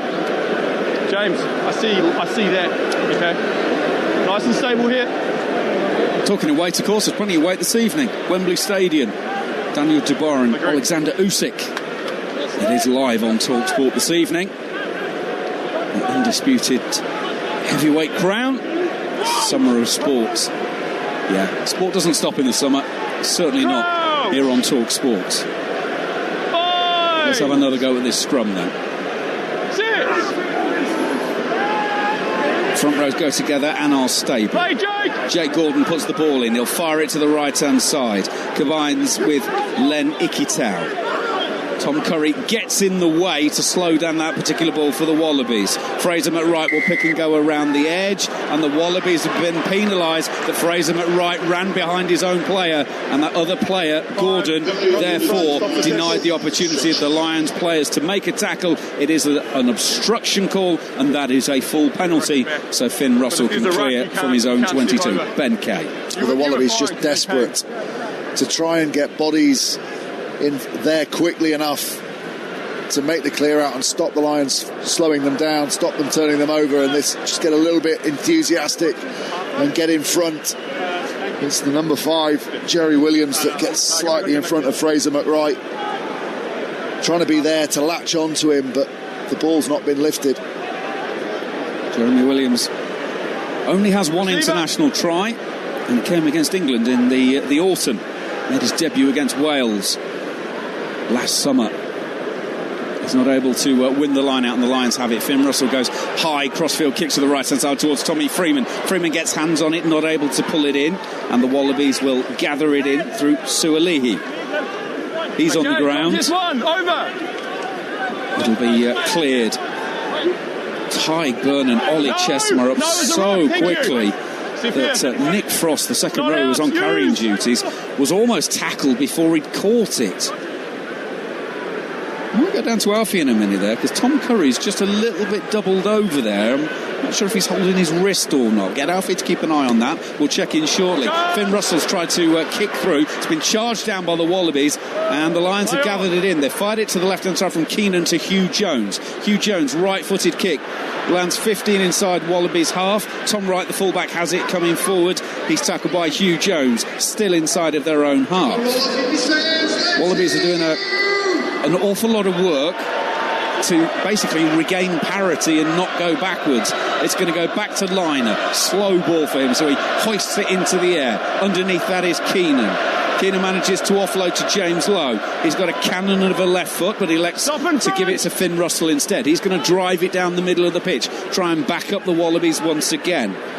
Here is Wright bringing it forward. He's got Liner by his side, points where he wants him, and Ty Burns says, "I'll take your rib cage." Puts him to ground. Wallabies are going to go to the right side. The pass wasn't into Tom Liner's hands. He's had to bat it backward and now go and gather it in. Lions are flooding forward. They're on the edge of the Wallabies 22. This passage of play started on halfway, and the Wallabies have worked their own way backwards. The Wallabies are on the ropes here. They are walking to everything. They have been subdued physically, and they have got no energy in the tank at all. So players getting caught behind their forward pack, and the forward pack walking back towards them. Real concern for Joe Schmidt. Well, we have got a change, but it's not for the Wallabies yet, Alfie Reynolds. No, Andrew Porter is coming onto the pitch here for the Lions. He'll be replacing Ellis Genge. What another brilliant performance for Ellis Genge on this tour. He's been sensational. His carrying in that first half, excellent, and Andrew Porter is on to replace him. Is there any movement on the bench to your left, Alfie, in terms of Wallaby changes? Because as Ben just said, they look done at the moment. Nothing from the Wallabies at the moment. Also nothing more from the Lions in terms of Tom Curry. So I don't know if what you saw there, Macca, but it seems like Tom Curry's okay for the moment, and no movement for the Wallabies. When is Joe Schmidt going to have to shuffle his pack, because they are miles off it here? The Lions are throwing it over the top. They've got quick ball. Dan Sheehan will take it back towards the left-hand side. Lions are just outside the 22. Tom Curry has got Porter and Itoje to assist him as he carries into contact. Well, I don't think that was good work. I think the Wallabies have just managed to lay straight through the middle of the ruck and then managed to slow it down. However, it's not going to stop the Lions, because here comes Jack Conan down the middle of the pitch towards the left-hand post. Now it's into the back line. Tuipulotu going to dab it down the left-hand side. Oh, it goes into touch on the far. I think that should have stayed in the hands. 49 played here on Talksport. Australia 5, British and Irish Lions 24. The Wallabies are now making changes, Alfie. Yeah, and they're in the front row. Billy Pollard and Angus Bell both coming onto the pitch here. So in the engine room for the Wallabies, Angus Bell, some surprises that he wasn't starting this game, but both of those guys coming on, and they'll be replacing Matt Fasler and James Slipper. James Slipper, as I mentioned earlier, now had 2 goes on the roundabout against the British and Irish Lions, played in the 2013 series. He and George Smith, the only 2 Wallabies in the modern era to have done that. Hell of an achievement from James Slipper. Today is appearance number 145 for him. Oh, hang on, I've just heard TMO. I don't know whether it is. Lenny Kitau's just been having treatment to his neck. I thought I just heard 3 red. Just getting you there. That is the voice of Richard Kelly at New Zealand TMO. And we are looking at potential foul play. That's correct. Shoulder to head, clean out, 3 red. 3 red will be Tyg Furlong. So we can now see the replay. It is Lenny Kitau. And Lenny Kitau stands up. So he's over the ball and then stands up. Okay, so for me, it is a wrap. Okay. So first things first, we do have a wrap. Obviously looking at contact, I think I need to see it in real speed as well, okay, just to look at the danger that's involved. So Jack Conan is going to be tackled. He's going to go to ground. Lenny Kitau is making the tackle and then stands up. That surely has to be some kind of mitigation. Tries to back away, yeah. Starts at yellow, but the mitigation is actually the players rising. Okay, so I've got a penalty against me. Yeah, so it started at yellow because it wasn't foul play. He did wrap with his arms. Probably could have got a bit lower there, Furlong, to be honest. But so we do have foul play. We have shoulder to the head. It starts at yellow card. The mitigation is the fact that the player is rising up, so he's changing his head position. So penalty only here.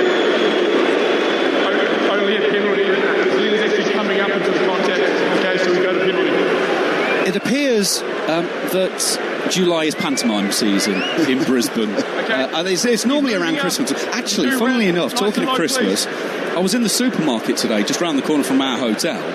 They're selling boxes of mince pies. Obviously. I kid you not. I almost bought one just so we could have a snack at half-time. It was the weirdest thing. Right, so it was a penalty to the Wallabies just on the edge of their own 22. They have cleared it down the right touchline. It is the British and Irish Lions leading 24-5 as we approach 50 minutes here on Talksport. You're listening to our exclusive coverage, sponsored by Tenor Men. Keep control. From the line-out, the Wallabies have worked it into midfield, and it's an opportunity for Liner to attack the line. He's immediately tackled. Opportunity now for the replacement hooker Pollard. Some metres made, not a huge amount. Sualihi gets his hands on the ball for the first time in a while. Takes it to the 10-metre line. Now Angus Bell, the replacement prop.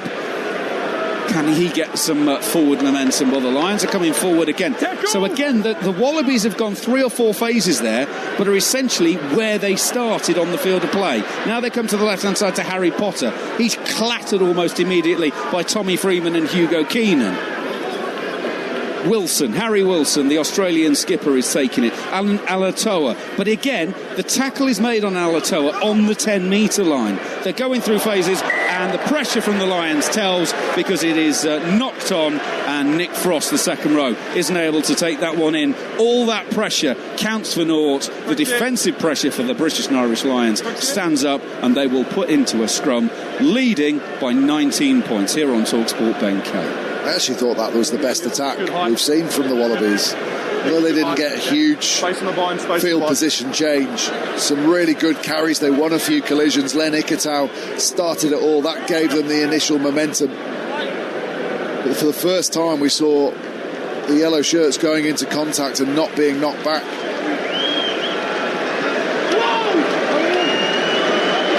The Lions have had 60% territory and 60% possession. For the sake of round numbers, they've carried over double the amount of metres that the Wallabies have. But the Wallabies have had 2 visits to the Lions 22. The Lions have had 9 visits. Opportunity for the Wallabies to get another one. They've won a scrum penalty. Goes against Andrew Porter. We've mentioned before in this series that just his reputation, Andrew Porter, is that he's not always the most accurate and legal with his scrummaging. And this time, Ben O'Keefe saying he stepped back and then went down, almost inviting Alan Alatoa to attack him. He might have a point, actually. Maybe a slip there in all of that from Andrew Porter, but now Lions under real pressure for the first time in their own 22. With the line out, about 10 metres out. Alatoa gives Pollard the call, and the hooker will prepare to throw. Banker ball at the front. They managed to offload to Nick Champion de Crespigny. He's going to take it to within 8 metres of the try line. 5 in from the left-hand touch. Lions settle in there to their defensive duties. Maro Itoje is like a limpet all over that one, and the referee said the Wallabies have taken it into contact. The ball doesn't come out. It's a turnover, and the Lions will put into the scrum. Ben, you've got a slightly furrowed brow there. It is a maul, but it's not a set-up maul like we'd often see from a line-out, because it's a front peel that comes round the corner, and it's only a maul because it's a choke tackle from Burn. Sheehan comes in to help him. There's a bit of a wrap around the neck from the Lions, and he doesn't quite get his knee down. Champion de Crespigny. 2 seconds, let's go. 2 seconds. The Lions get the turnover. Crucial moment for the Wallabies, and they can't quite execute. Good tackle. That let's go, please. Irish choke tackle technique that for 10 years they've been one of the best teams in the world at, holding the player up and forcing the referee to call the maul before the attacking player can get his knee to ground. Stadium's gone a little bit quiet the last 2 or 3 minutes or so. And the stand away to the right-hand end behind the post is, apart from about 20 yellow shirts, is exclusively red. It's incredible. and then the rest of the stadium has got huge amounts of red. They're watching Jameson Gibson Park put into a defensive scrum. He goes straight to Sione Tuipulotu. Now that's the way to get out of a potentially dangerous area. Lions are still inside their own 22, 5 short of that 22-metre line, but they're 15 in from the touchline, which means that Gibson Park will get the opportunity to kick down the right-hand side, and he does well. Finds the safety of the touchline, and Potter isn't able to gather that in to try and take a quick one. Big carry from Tuipulotu. Lion, step down. On Liner. Liner gets his head slightly in the wrong position, gets absolutely barrelled backwards, was a little bit unsteady as he got off his feet. Sione Tuipulotu is a powerful man, and he got walloped by Pilotu's right hip area. Keep an eye on Tom Liner. The opportunity on the bench is for Ben Donaldson, who we've already seen for the fourth this tour.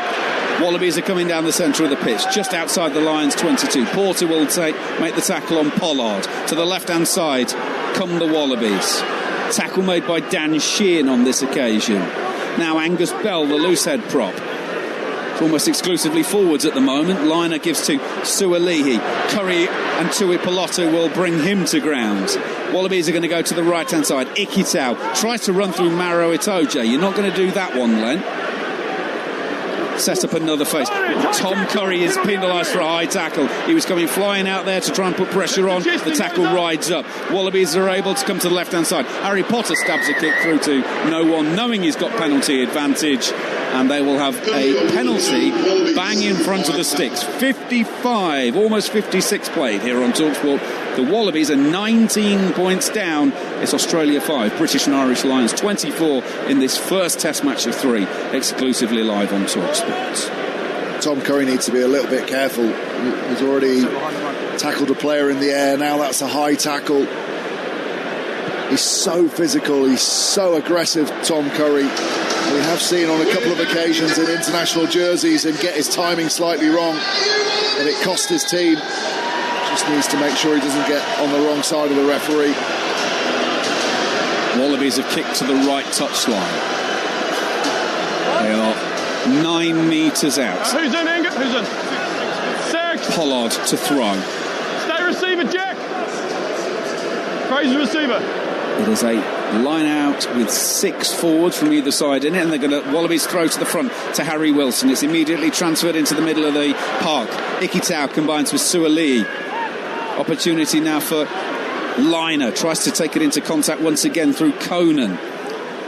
Tackle made on him. Bell is the latest to carry. Wallabies are 10 metres out. Fraser McWright. Tackle 20 in from the left touchline. The Lions have come offside. Free play for the Wallabies. It's going to be Harry Wilson picking and going. Gets very close to the try line. Stopped just short. May even be on his back. No, didn't get there, but we're coming back for a Wallabies penalty.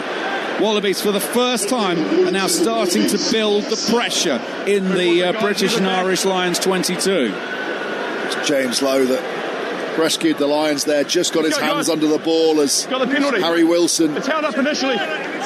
got to the line. Wilson wants the referee to have a look with the TMO. He feels that he got there. Harry, I was there the whole time. Well, he's asked the question and he's been given the answer. Harry! So it see is. the replay now because he's convinced. Let's have a look. He picks and goes around the right-hand side of the pile of bodies. And Wilson... Oh, we've just called... Oh, no, it's a substitution. It's not a TMO. So we'll get Alfie Reynolds to tell us what's going on.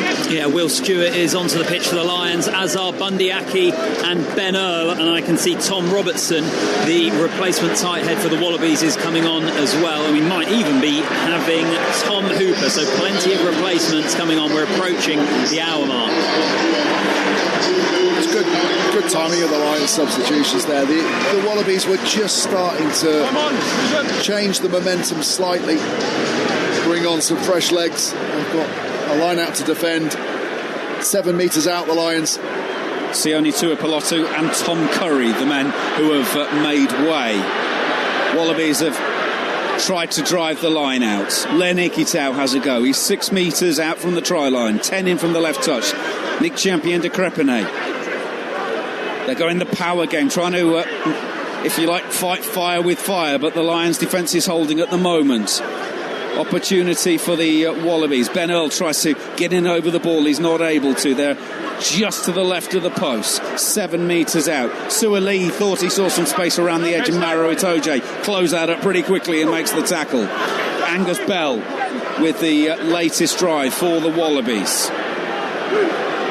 Opportunity with Tom Robertson in there as well. Both props are now waiting around the edge. Pollard, the hooker. They've gone across the face of the post. They're now to the right-hand side. It's another penalty advantage to Australia. Again, the Lions are offside. Ball will go into the back line. Len Ikitau manages to smuggle it away to Potter. Potter loses it in control as he's trying to get it back to him. And that little double blast of the referee's whistle normally means a minimum of a talking to and a potential card for the British and Irish Lions. Skipper Maro Itoje. When they're going forward, you've got to get back on side. The colours are offside. The next one's going to be a yellow card. Okay, you guys understand? The reason that Ben O'Keefe's saying that is because for a whole of the first half, the Lions were winning every single collision, which meant you don't have to work as hard to get back onside. You can basically just stand still at the tackle line and you're going to be onside. Just in the last 5-10 minutes, the Wallabies have started to win some of those attacking collisions themselves. The Lions have got lazy and they're not getting themselves back onside quickly enough for the referee's liking. More changes, Alfie Reynolds. Yeah, that man I mentioned just a moment ago, Tom Hooper, is now on, as is the replacement scrum half, Tate McDermott. Thank you very much, Alfie. Tom Hooper will be playing his rugby in the Gallagher Premiership next season, having signed for the Exeter Chiefs. He's into the engine room. Tate McDermott on at scrum half. And it's Jeremy Williams, by the way, who has been replaced by Hooper. Well, this is a scrum in a great attacking position for the Wallabies. 5 metres out from the Lions line, in front of the left-hand upright as far as they're concerned. It is a solid scrum. McDermott goes to the right side. Suaalii comes in on an angle. Ben Earl makes the tackle. Was there any arms in there? The Wallabies are up and over the line. Have they got it down? Yes, try scored. Just before the hour mark, the Wallabies double their tally. Australia 10, British and Irish Lions 24. Who is it who's got it down in the end? Could be Ikitau, could be Suaalii. Well, I mentioned the Wallabies had just started to win a few collisions. It's Joseph Suaalii from the first phase, directly off the scrum. McDermott feeds him back on the scissor line and he runs it straight. Ben Earl manages to chop him in the tackle, but he falls forward and nearer the line. And then, with the resulting play, the pick is good. It's actually, he fights on the line. I'm not sure. I'm not sure he doesn't crawl all the way to the line. Over the line. Similar to the one in the first half, we just need to see if the tackle is complete. Yeah, they want to check. Okay, on-field decision try. Which so the tackle, you can't crawl anyway. No. The tackle was made well before the line, and then you can't commando crawl. If you want to get back to your feet, if you're not held, you can, but you can't crawl. The only thing they're checking, because Ben Earl didn't manage to wrap the arms,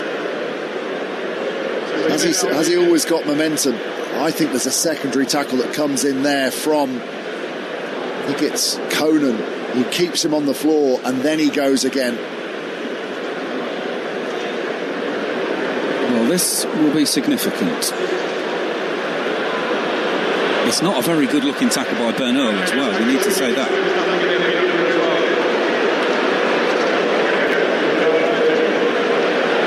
It's Bundyaki who actually makes the tackle after Ben Earl makes the tackle, so he's on the floor. Players come over the top of him and hold him down on the floor, and then he crawls again.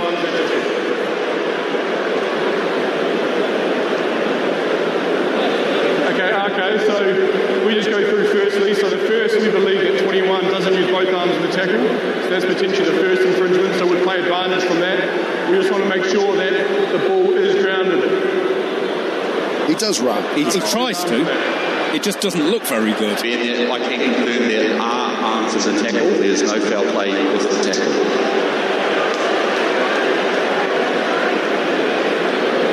So now we're just talking about how he got up and over the line and placed it down. There looked to be a lot of movement there. A lot of movement.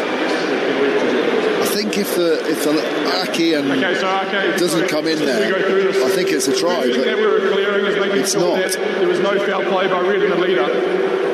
My view is that he uses both arms. Are you happy with that? Yes, agree. There is arms, isn't it? The second thing is that there is no tackle, but the Lions are on top of the ball and they are holding on to the ball, and because of that they drag Wallabies into in goal. They should win, so it's no try penalty. Right. So the Wallabies were dragged over the line. It is no try, so we're going back for the first penalty. It's got its spot on.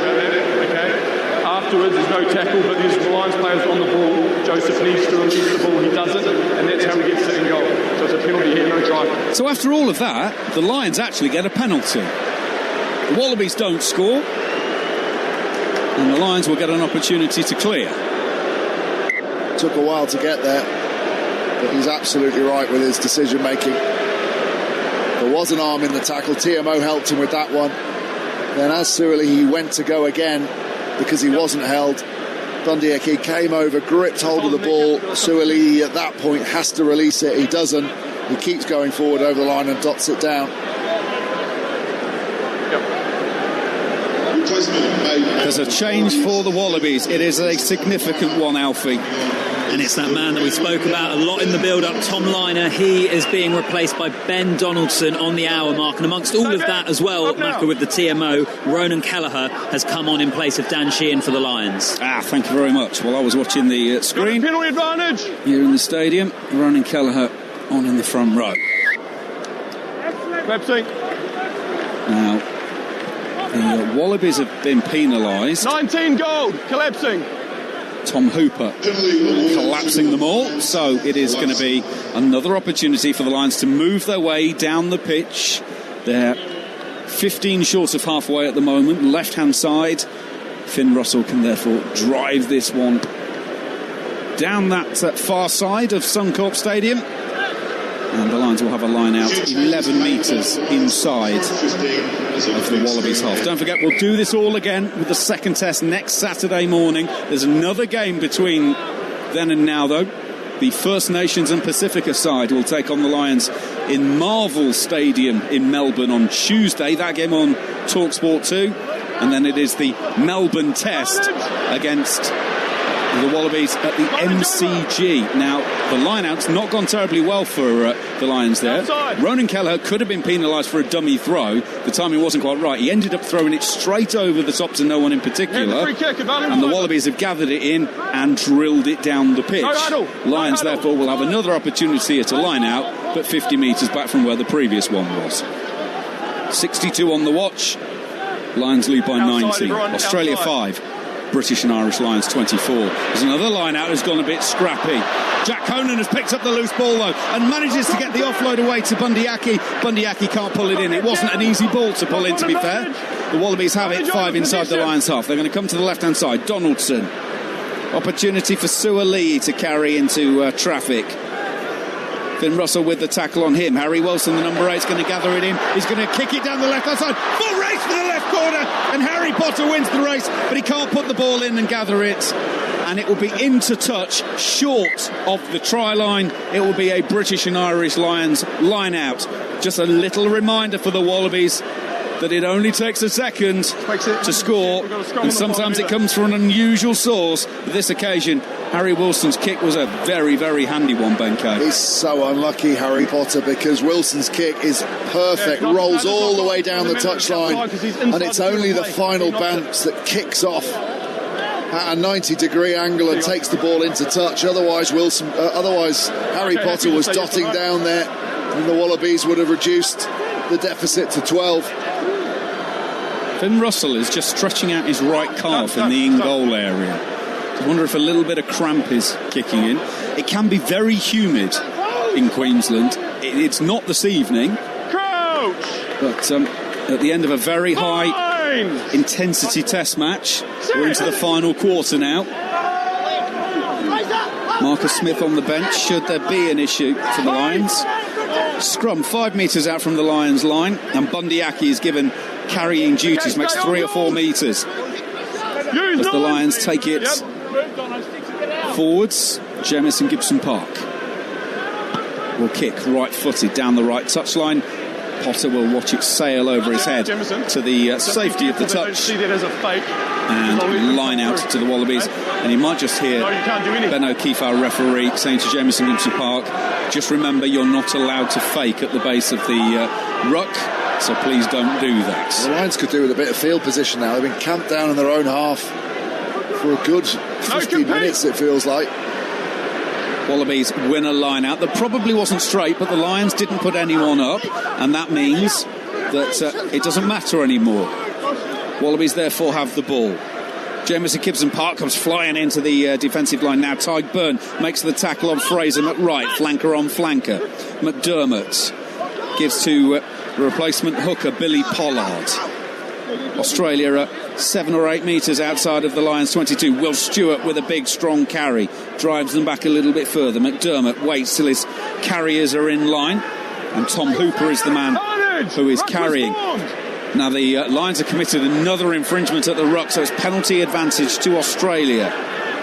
Wilson takes it into contact. Robertson acts as the link and he's going to go into the back line, and Harry Potter is going to dab a kick out to the right hand side. Who's going to gather it? Jorgensen can't. He almost had it, flung it back in field and tries to keep it alive. It's knocked on, but coming back for the penalty advantage. But Jorgensen was in acres of space out on that right wing, but the ball just couldn't come down and be gathered in by him. Well, lovely spread of the play. Jorgensen, because he knows he's going into touch, throws the most ridiculous pass back in field, almost goes back half the length of the pitch. Absolutely brilliant offload. Unfortunately for the Wallabies, it lands in Bundy Aki's arms rather than one of the yellow-shirted players, or that could have been a miracle try. Big moment for the Lions and a potentially significant change, Alfie Reynolds. Well, Marcus Smith is going onto the pitch. We know that he has mainly been playing fullback, but it looks to me like he's replacing Finn Russell, and also a change in the Wallabies pack. Nick Champion de Crepigny has been replaced by Carlo Tizzano.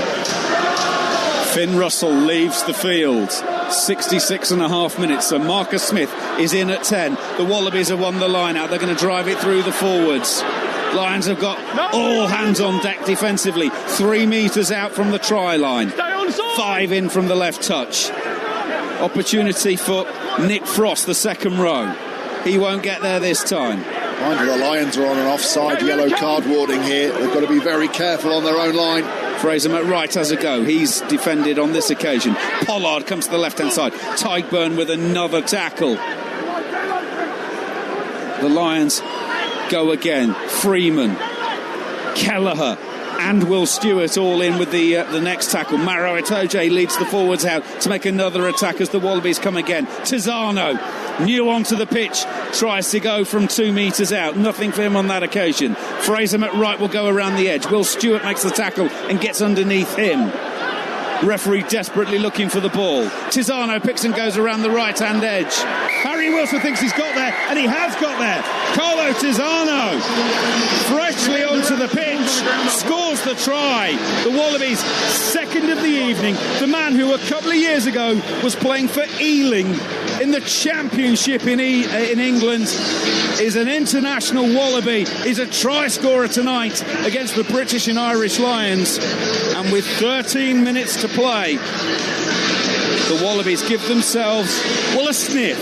It's Australia 10, British and Irish Lions 24. Well, the Wallabies have started to win the physical battle. We've been talking about it for ages. They've certainly won the territorial battle. They've been camped down in the Lions 22 for large swathes of the last 20 minutes. And now they finally get their reward. Having thought they maybe got over the line earlier when Joseph Sualihi crawled his way there. They're now legally over the line, and they add the extra 2. Yeah, Donaldson from 15 in from the left-hand side adds the conversion. So They trail by 12, the Wallabies. Australia 12. British and Irish Lions 24. There are 11 and a half minutes to play. And you are listening to our exclusive coverage here on Talksport, sponsored by Tenor Men. Find out more at tenormen.co.uk. Right, I think the Wallabies got an HIA call coming in here.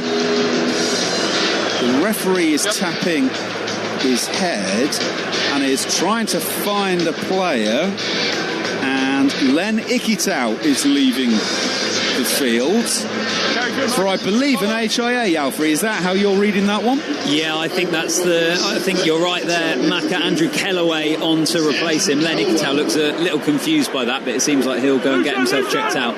Well, I presume, therefore, it is the smart mouth guard that has gone off, and therefore that is why he has to leave the field. There is a chip in the gum shield that the players wear nowadays, and if it registers a force of more than a set amount, then it triggers an alarm on the sideline, and the independent matchday doctor will request that player leaves the field. There are quite a few occasions where they look a bit nonplussed, saying, well, what's gone on there? But the data can't be argued with. That is the level that's been set, and therefore Andrew Kellaway is on for Len Ikitau for the time being. Maro Itoje has the ball for the Lions, just short of halfway. 15 in from the right touchline. The Lions leading by 12. Jamison Gibson Park is going to put it up into the air. It's going to be a contested one. That's not gone very far. Freeman is coming in, almost gets there. It's actually been lost by the Wallabies, and Will Stewart will pick up the loose ball. Gibson Park will put it into midfield, and that is where Marcus Smith gets hold of it. It's on to Ben Earl, makes a little half break. Gibson Park tries to put it over the top. That's a Wallaby hand that's ricocheted that up into the air, and Will Stewart has picked up another ricochet. Opportunity then for the Lions. Aki finds Marcus Smith. It's Freeman going around the left-hand side on the edge of the 22. Tommy Freeman has lost that one in contact.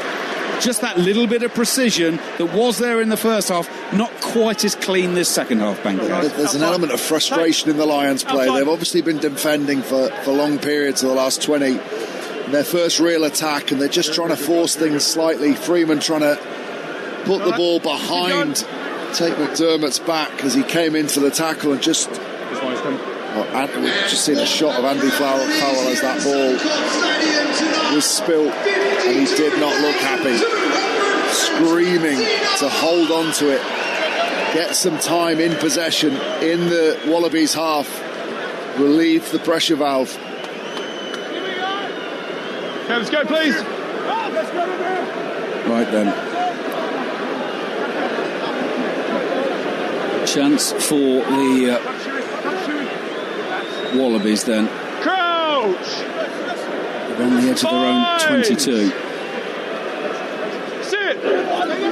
Marcus Smith hadn't started a game in the number 10 shirt for Lions this tour. It's had a couple of minutes here and there, but that's been all. Now Wallabies have tried to run a move that's completely broken down, edge of their own 22. Hugh Jones has picked up the loose ball. Gibson Park is wanting that ball. It's only now coming to him. He's going to go to the left hand side to Itoje. Now Marcus Smith. Marcus Smith gives to Will Stewart. Stewart bounces off of Sualihi.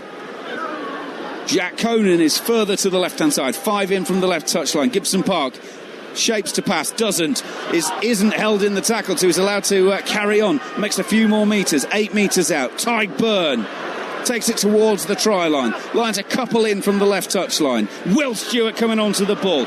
Lions are now 5 metres out. They're going back to the power game. James Lowe takes it at first receiver. Jamison Gibson Park. Lovely ball onto Bundy Aki. So flat. Bundy Aki spins out of the tackle in front of the right hand upright. Lions have penalty advantage. Jamison Gibson Park looks to his left. Maro Itoje can't pull the ball in. Therefore, we'll come back for the penalty advantage. Maro Itoje just tried to scoop it straight through the hands to Marcus Smith, who was looping around his left shoulder. Again, just forcing it slightly. Knew they had the penalty advantage, so they'd come back for that. Better attack from the Lions. Marcus Smith looked lively since he's come on. Just trying to get outside that hard Wallabies press that we've seen in the last 10 minutes or so. Well, the Lions have done the very smart thing. As I said earlier, this is a test match. It is not a Barbarians game. They have a penalty 10 metres out, bang in front of the post, and Marcus Smith is going to take the shot at goal, which will take them more than 2 converted tries clear of the Wallabies with only 6.5 minutes of this game to play. It's also taking a long time to line up this kick. The shot clock's running. The referee's told him that there's 20 seconds left on it. He will run every second out of it. Yeah, they brought the shot clock in to try and speed things up. It's actually had the opposite effect, because kickers now know exactly how long they have. And Marcus Smith steps up right-footed and sends it between the posts, and he has landed his first shot at goal in this first test match. And the Lions are now more than 2 converted tries clear. Australia 12, British and Irish Lions 27. There are 6 minutes to play in the first test. Opportunity for the Wallabies. They've got to go short. It's got to be contestable. They've lost the ball, though. The Lions are able to gather it in. They're halfway inside their own half. 15 in from the left touchline. They're not going to do anything quickly at the moment. And the ball has gone up from Alex Mitchell, who has come onto the pitch. So a change in scrum half for the British and Irish Lions. And he's got his hands on the ball again. Ben Earl with the carry. Lions are still 10 short of halfway. Don't forget golf on Talksport 2, the Open Championship. And then on Talksport this evening, Daniel Dubois against Alexander Usyk at Wembley Stadium. Live sports after live sports after live sports. Wallabies have got to go now. Opportunity down the left-hand side. Oh, Harry Wilson's put boots of ball there. He's found the left touchline, but he had quicker men outside him, and time is running out. And I'm afraid in the team review on Monday, when they run through that, Ben Kay, that is going to be one of those that they're going to say to Harry, so talk us through what you saw there. A little fumble as he took the ball, but there's no need to kick that. He can just straighten up, hold the defenders in front. They're not going to bust the Lions there, but they certainly would have made easy meters on the outside, dragged some red shirts over and given themselves a platform to attack. Well, the line-out move for the Lions on their own 22 wouldn't have been out of place on Strictly Come Dancing. In the end, it is Maro Itoje who takes, and Alex Mitchell will box kick down the right-hand side. It's one for his Northampton teammate Tommy Freeman to come after. Harry Potter's not taken it cleanly. It's bounced infield. The Lions almost, through Bundy Aki, came charging onto that loose ball. He's not been able to pull it in, and the Wallabies are able to come forward. Jorgensen over halfway onto the 10, and it's now Kellaway coming forward. The Wallabies are 15 metres inside the Lions' half. 10 in from the right-hand side. Along the back line it goes. Harry Potter is tackled by Maro Itoje. There was a hand in there from Itoje, so it's a knock on. The ball has gone loose. Itoje falls on it, but he's already knocked it on. And you could argue he's already done his job, actually, because he got in there, he broke up that play. It will be a scrum to the Wallabies with 3 1/4 minutes to go. And generally speaking, this is going to take a minute to at least pack this particular scrum down, and it will slow things down further, Ben Kay. Yeah, Jorgensen's had a good game for Australia, actually. Just a little replay of Itoje. Maybe not the most natural-looking tackle shape as he knocked that ball on. Could easily have been pulled back for a penalty. Well, the Lions have never lost a test match in Brisbane, and it's not going to happen tonight. Do you know the first tour to Australia in 1888? They also went to New Zealand. They played 35 games. They won 27 of them. In Australia, they played 16 and won 14 of them. They had a squad of 22 players for that tour, by the way. The Lions' record in Brisbane is going to continue. Great for about 6 months, weren't they? They were. On some of the tours, after one Australia-New Zealand tour, they stopped at Canada on the way back and played a bit more. Wallabies are going to give it one last shot. They're going to come into the Lions 22 down the left-hand side. Harry Potter almost gets away from the tackle. 5 metres out. 10 in from touchline. Pollard, the hooker, drives it in. He's tackled by his opposite number, Kelleher. Chesham in for the Lions, as is Conan. Tyburn tries to get in on the ball. He can't get it. It's going to be McDermott. Picks it, goes round the edge and score. Just had that little bit of momentum, the Wallabies. Jorgensen scored in the first half. Tisano in the second. And now another opportunity. It is the replacement scrum half, Tate McDermott, who scores his 4th international try. And the Wallabies are 10 points down. Conversion to come, but with only a minute and 20 seconds. Well, Andy Farrell will be very, very happy that they chose to take those points. Last time the Lions were down in the 22 and had the penalty. Some poor defence from the Lions. It's been so good in the early stages of this game, and they missed tackles. They missed a tackle on Potter down the left-hand touchline as they swept back down to the middle. The fresh legs of Tate McDermott alive to the opportunities. The Lions don't get themselves back in defensive positions around the breakdown quickly enough, and he scarpers over the line and dots it down on the second attempt. Time restarts when you can. Now the Lions are taking an eternity to get back to the halfway line to restart. Therefore the referee has called time off. He will now put it back on as Marcus Smith restarts. Goes long and left. Harry Wilson will take 10 metres out from his own line. The Wallabies have got to go 90 metres and then somehow get the ball back before the game restarts, which won't happen because there's only 55 seconds left on the game. McDermott in his own 22 tries to find some space in the middle of the pitch. Nothing doing then. Ben Donaldson will have to go in and play scrum half for the time being. We're down to 40 seconds on the game and the Wallabies are still inside their own 22.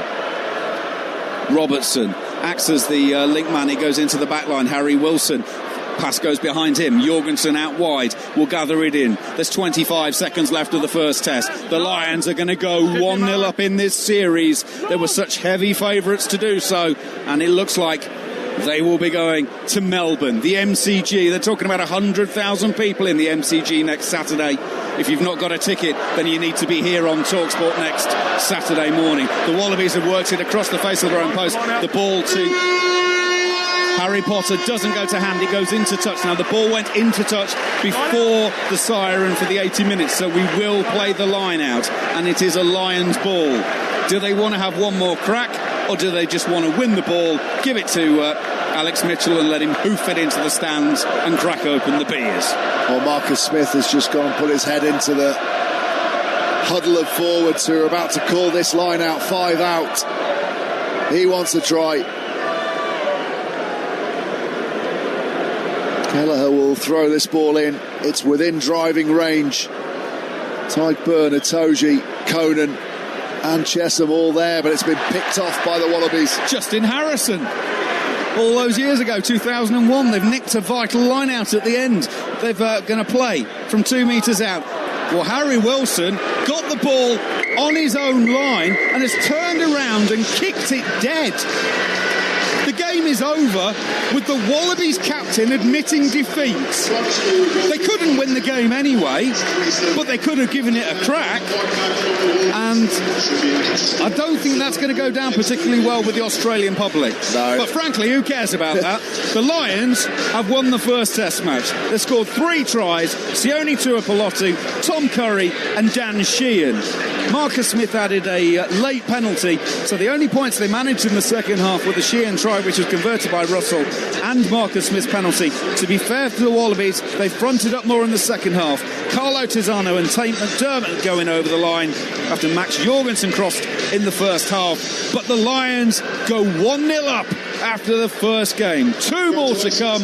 Great situation to be. The Wallabies know they simply have to win both remaining matches if they want to keep the series alive. Full-time Australia 19, British and Irish Lions 27. Unbelievable stuff. Our commentator Andrew McKenna alongside former Lion Ben Kay in Brisbane. Welcome along to Supersonic Saturday here on Talksport. Off to a cracker. The Lions are 1-0 up at the start of the series. Just at the start of the day just now, we're over at Wembley Stadium. Later on this evening for Usyk versus Dubois over on Talksport 2 right now. It's coverage from the Open at Royal Portrush. We have you covered here on Talksport. So just to recap, the Lions have beaten the Wallabies by 19 points to 27. A strong and powerful performance from the Lions in Brisbane at the Suncorp. The fans look rowdy indeed. A lovely performance from Finn Russell in the first half. Saw Sion Tuipulotu get their first try. Solid shows from Tom Curry. Tadhg Beirne getting a lot of mentions too. The Wallabies didn't threaten much in the first half, but certainly offered a lot more in the second. Stay with us right here on Talksport. We're going to get all of the fallout to that first test. We've got former Lions Ben Kay and Alex Cuthbert who are chomping at the bit to say their bit, and their all-time try scorer for the Wallabies, David Cambese, is going to be with us as well. Plus, we're going to head down pitch side and hear from some of the Warriors as well. All coming next on Talksport. Cricket. It's built for big moments. And Betfair is built for cricket. For the one-handed catches, the wicket-taking deliveries, the run-outs, reviews, ramp shots and sweeps, for every swashbuckling, six-hitting, match-turning moment, and for every umpire's call. We're ready for all the action from the England v India Test Series this summer. Are you? Betfair. 18+ gamblerware.org. The Qatar Airways British and Irish Lions Tour of Australia, live on Talksport, with coverage sponsored by Tenor Men. With Tenor Men's unbeatable product lineup, you get the protection you need for the lifestyle you lead. Standards. At William Hill Vegas, they matter. That's why Bonus Drop Boost, our free-to-play game, gives you a chance to win each day. That gets our stamp of approval. And when you play 3 days a week or more, you get a Friday boost. William Hill, Vegas, as it should be. One a day random prize claimed by 23.59 win day, valid 24 hour on selected games. Prize terms shown in win message. T's and C's apply. Play responsibly.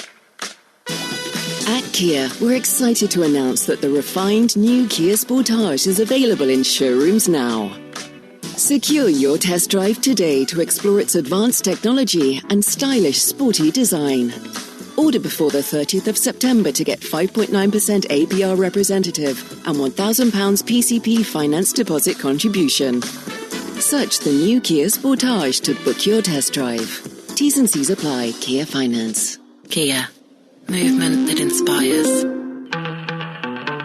Don't skip on summer. Lock in your last-minute getaway with a TUI holiday deal. Holiday? Here we come. Family fun? Or just relaxing in the sun? Whatever you're after, find a great TUI deal for you. Book today. We'll see you by the pool. TUI. Live happy. Atoll and APTA protected. Booking T's and C's apply. See website for details. With over 50 years' experience, at Fidelity, we believe there's a difference between investing and being invested. Investing is having access to guidance, tools, and expert insights. Being invested means feeling confident about your future. Investing is choosing from a wealth of investment options. Being invested means focusing on your long-term goals. For ISAs, pensions or advice, be truly invested with Fidelity. Go to fidelity.co.uk. Your capital is at risk. Terms apply. The road stretches before you, but there's trouble ahead. Stationary cars. You're faced with the McDonald's side mission. Do you, A, join the Evergreen queue, or B, take the next exit and treat yourself to a glorious Mackey's? Detouring to McDonald's. Start your side mission today. It's Destination Down Under for the British and Irish Lions Tour of Australia. He places the ball down and he has scored a try. The British and Irish Lions live on Talksport. Gibson Park will recycle. Furlong to Russell. Russell with a big ball into midfield. To Tuipulotu! Gliding to the right-hand side. And the man they've been calling the Australian-born Sione Tuipulotu in the local media. Gets the first try of the first test. 8.5 minutes played. Australia 0. British and Irish Lions 8. Well, Finn Russell, take a bow. 2 unbelievable passes. Good afternoon, welcome along to Supersonic Saturday here on Talksport. The Lions are 1-0 up in terms of the series so far. They've just beat the Wallabies 27 points to 19 in that opening test. My name's Shabana Heron, joined by former Lions Alex Cuthbert and Ben Kay. Alex, starting with you, what's your overall vibe after watching that? Job done. Yeah. Well, you know, I the game was won first half, wasn't it? You know, the physicality of Lions showed. The battle of the back row, Lions absolutely dominated that. Australia had nothing really. You know, obviously they scored a few tries near the end, but I thought the Lions were sort of going through the motions a little bit and made a lot of subs at certain times. But I like the way Australia finished, which makes me a bit more optimistic in terms of hopefully a real close game in Melbourne. But the Lions' physicality was a big show today. Ben, are you like Alex in a sense that you want to see Australia be better and be far more competitive in this next test?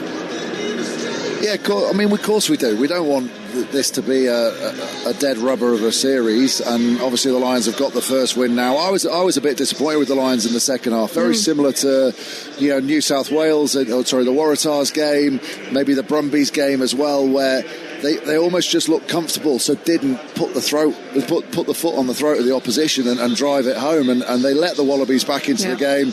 Totally different. I mean, Alex just said the Lions were dominant physically in the first half. Second half, wait there one little second if that's okay. We're going to go pitch side now because Alfie Reynolds is with Jameson Gibson Park. Alfie. I do, thank you, Shaban Jamieson. Congratulations, a brilliant performance. Just sum up what you're feeling right now, going 1-0 up in the series. Yeah, I suppose we're delighted with the end result. Plenty to work on. I think throughout the game is a little bit scrappy, but like I say, 1-0 and moving on to next week, so all good. In particular, that first 30 minutes, the power game in the first half, it looked like you really took it to the Wallabies. Was that always the intention? I think so, yeah. We've been struggling to piece the whole 80 minutes together, and I think today was the same, but like we're pretty happy with a few passes, like you said, in that first half. So, but yeah, happy with the win, I think. And you guys have spoken about the fact that you want to win this series 3-0. This is the first game, job done. How good a platform is this to kick on into Melbourne? Yeah, good platform, man. Plenty to work on for next week, but that's a good one to look forward to. Mate, congratulations. Thanks for joining us on Talksport. Thanks, Alfie. Cheers, bro. Alfie Reynolds speaking to Jameson Gibson Park there. Ben Kay watching for us now. Ben, as Jameson said, I mean, it's just happy to come away with a win, especially for that first test. Yeah, I mean, that's always the slight apprehension. They will have felt confident going into this game, but until you actually get out there and see whether you can perform together, you're not 100% sure. So I think they'll be delighted with their first half performance, but I think there's a lot to work on, and had the game started as it finished for the Wallabies, they could have been under a bit of pressure. So look, they'll be able to use that analysis during the week, try and come out better, and make sure they put in an 80-minute performance next time round. Let's bring in now from the Wallabies perspective, their all-time record try scorer David Campese is with us now. Campo, good to have you with us. Unfortunate result for you. Looks like that whitewash ain't going to happen after all, Campo. Well, I did say that someone was going to win 3-0, and it was the Lions, but don't worry about that. Look, I just think the interesting thing is you cannot play an international team when you haven't played together before. And tonight was a great example. Even at full time, we're behind and we kick the ball out just to get rid of the game. It's finished. The Australian teams never used to do that. That's ridiculous. But I mean, the Lions, they're miles ahead at the moment. And you can just see simple mistakes, simple understanding between the players. And at this level, as everyone knows, an international player, you need combinations. We had no combinations, really, that have played together. And that's why the Lions won. I mean, they should have won by more. But again, I mean, the try that I think the centre scored, for me, once you're on the ground and he's let go, it's play on. That's a try. But, I mean, the laws of the game actually are ridiculous. But anyway, look, the Lions should win. They should have won this. They should have won by 30 points. And they should win the second one by 30. Because you're playing against, next week will be a total different team as well. That's what the Kiwi coach of Australia wants to do. Every week he's picked a different team. You cannot do that at this level. That's why the best teams always win, because they've got combinations, confidence, and tonight the Lions showed a lot of confidence, and they finished the job. Campo, I've got to ask you about the end of the game. I mean, look, the Wallabies were 8 points down. They weren't going to win the game. But Harry Wilson gets the ball on his own line, turns around and boots it dead. In a country like Australia, where you give it all to the everything, as I say, you couldn't win the game. How is that going to play with the supporters and the media in this country that the Australian captain admitted defeat and went, there's no point? But that's part of the modern game. The modern game now at half-time, just kick it out. Full-time, just kick it out. Don't worry, it's finished. Guys, stay with us, please. Sorry, David, to interrupt. Alfie Reynolds is down pitch side. Alfie, who have you got with you now? Yeah, thanks, Shaban. I've got Tate McDermott alongside me. Tate, you always knew the quality of this Lions team. Just sum up how you're feeling right now after that result.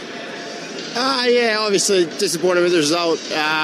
Like you said, the Lions are a class team. And we just gave them too much ball in the right parts of the field. We infringed. We gave them field position. And yeah, they capitalised. So like we saw, they've got a tremendous amount of support here. We knew they were going to ride the wave of that, and they did tonight. And credit to them, they beat us up front, and they're a little bit more desperate, which we need to work on leading into next week. When you say they're a little more desperate, how do you go about combating that? We saw in particular the power they brought in that first half that it looked like you guys really struggled with. So how do you go about in the next test getting the better of them there? Yeah, we just look at our carrying clean, mate. They're effective. A couple of times, obviously, slowing our ball down, and we need to make sure that we look at A, why that happened, and B, how we can stop that happening in the future. So, yeah, like you said, from 1 to 15 and the bench included, there's never going to be a player that we can kind of target because they're world class, you know. So for us, we've got to make sure we look at our own backyard, look at what we can fix and what we can control, and make sure we perform better on the training paddock this week, and then in the game at the MCG. And just finally, Tate, I really appreciate your time. One game down here, an opportunity though to come from behind. That's exactly what you guys are going to be aiming for. You speak about the Lions support here. How much do you need the Australian public, the rugby fans to get behind you for what could be something pretty historic? Yeah, and I gave a shout out to the Lions fans before, but there's just as many gold jerseys. You know, and we felt their support too, particularly at the end there when we're getting close to the line. And again, we'd love to see the support out in Melbourne. Yeah, it's fantastic to see just how much rugby and how much positive news is around rugby in Australia at the moment, and we love seeing the gold jerseys on the streets before the game and also at the stadium. So, yeah, obviously we're going to need their support next week, and it's going to be a huge game, like you said. Tate, really appreciate your time on Talksport. Thanks for joining us. Alfie Reynolds, thank you very much. Pitch side with Tate McDermott there. David Campese is with us now. Sorry to cut you off there, David, but exactly what Tate is saying, they now know what to do going into the second test. The way they ended this first one, what do you want to see going into round two? Well, what he said is actually rubbish. I mean, you don't worry about the crowd, whatever.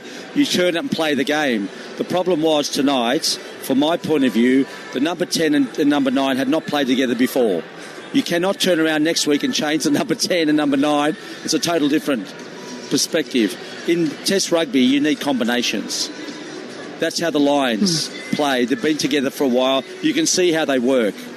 That's what rugby's about. Rugby's about with the ball, use it. You don't worry about the crowd or whatever. That means nothing. I've never worried about a crowd in my life, even though they gave me crap all the time. But I'm just saying, you've got to actually play the game. Crowd, was it? Oh, crap. I mean, it's rubbish. You can't. Tate McDermott's the best number 9 in Australia. Donaldson's the best number 10. Pick them and let them play. But the problem is, every week he's going to pick something different. You can't do that at this level. I mean, the winning team of England in 2003, they came to Australia. They beat New Zealand and Australia in 2003 and won the World Cup. Wow. In 91. I'm just saying, you've got to, at this level, you can't get the ball and kick it away at full time. It just shows you're defeated. That's not Australian. Thank you, Steve. There's Alfie Reynolds is down pitch side with our Ollie Chesham. Alfie. Yeah, I've got Ollie Chesham next to me. He's going to be sick of me on this tour because he's spoken to me about 6 times, I think. So, Ollie, I appreciate your time. Congratulations. You've just gone 1-0 up in the series. How satisfying is that? Yeah, it's the way we wanted to start the series. There's always going to be things to tidy up, but the most important thing was that we win and we get this series up and underway. What was the deal with you coming on like only a couple of minutes into the second half? I don't know. Andy said at half-time, bench be ready to come on, and he just gave me the nod early doors, and I was always happy to come on and to get 40 minutes.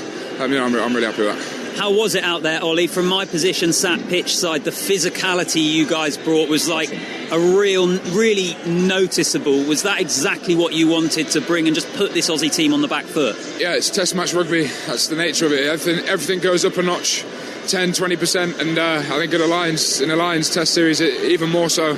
But we said we wanted to go out there and set the tone.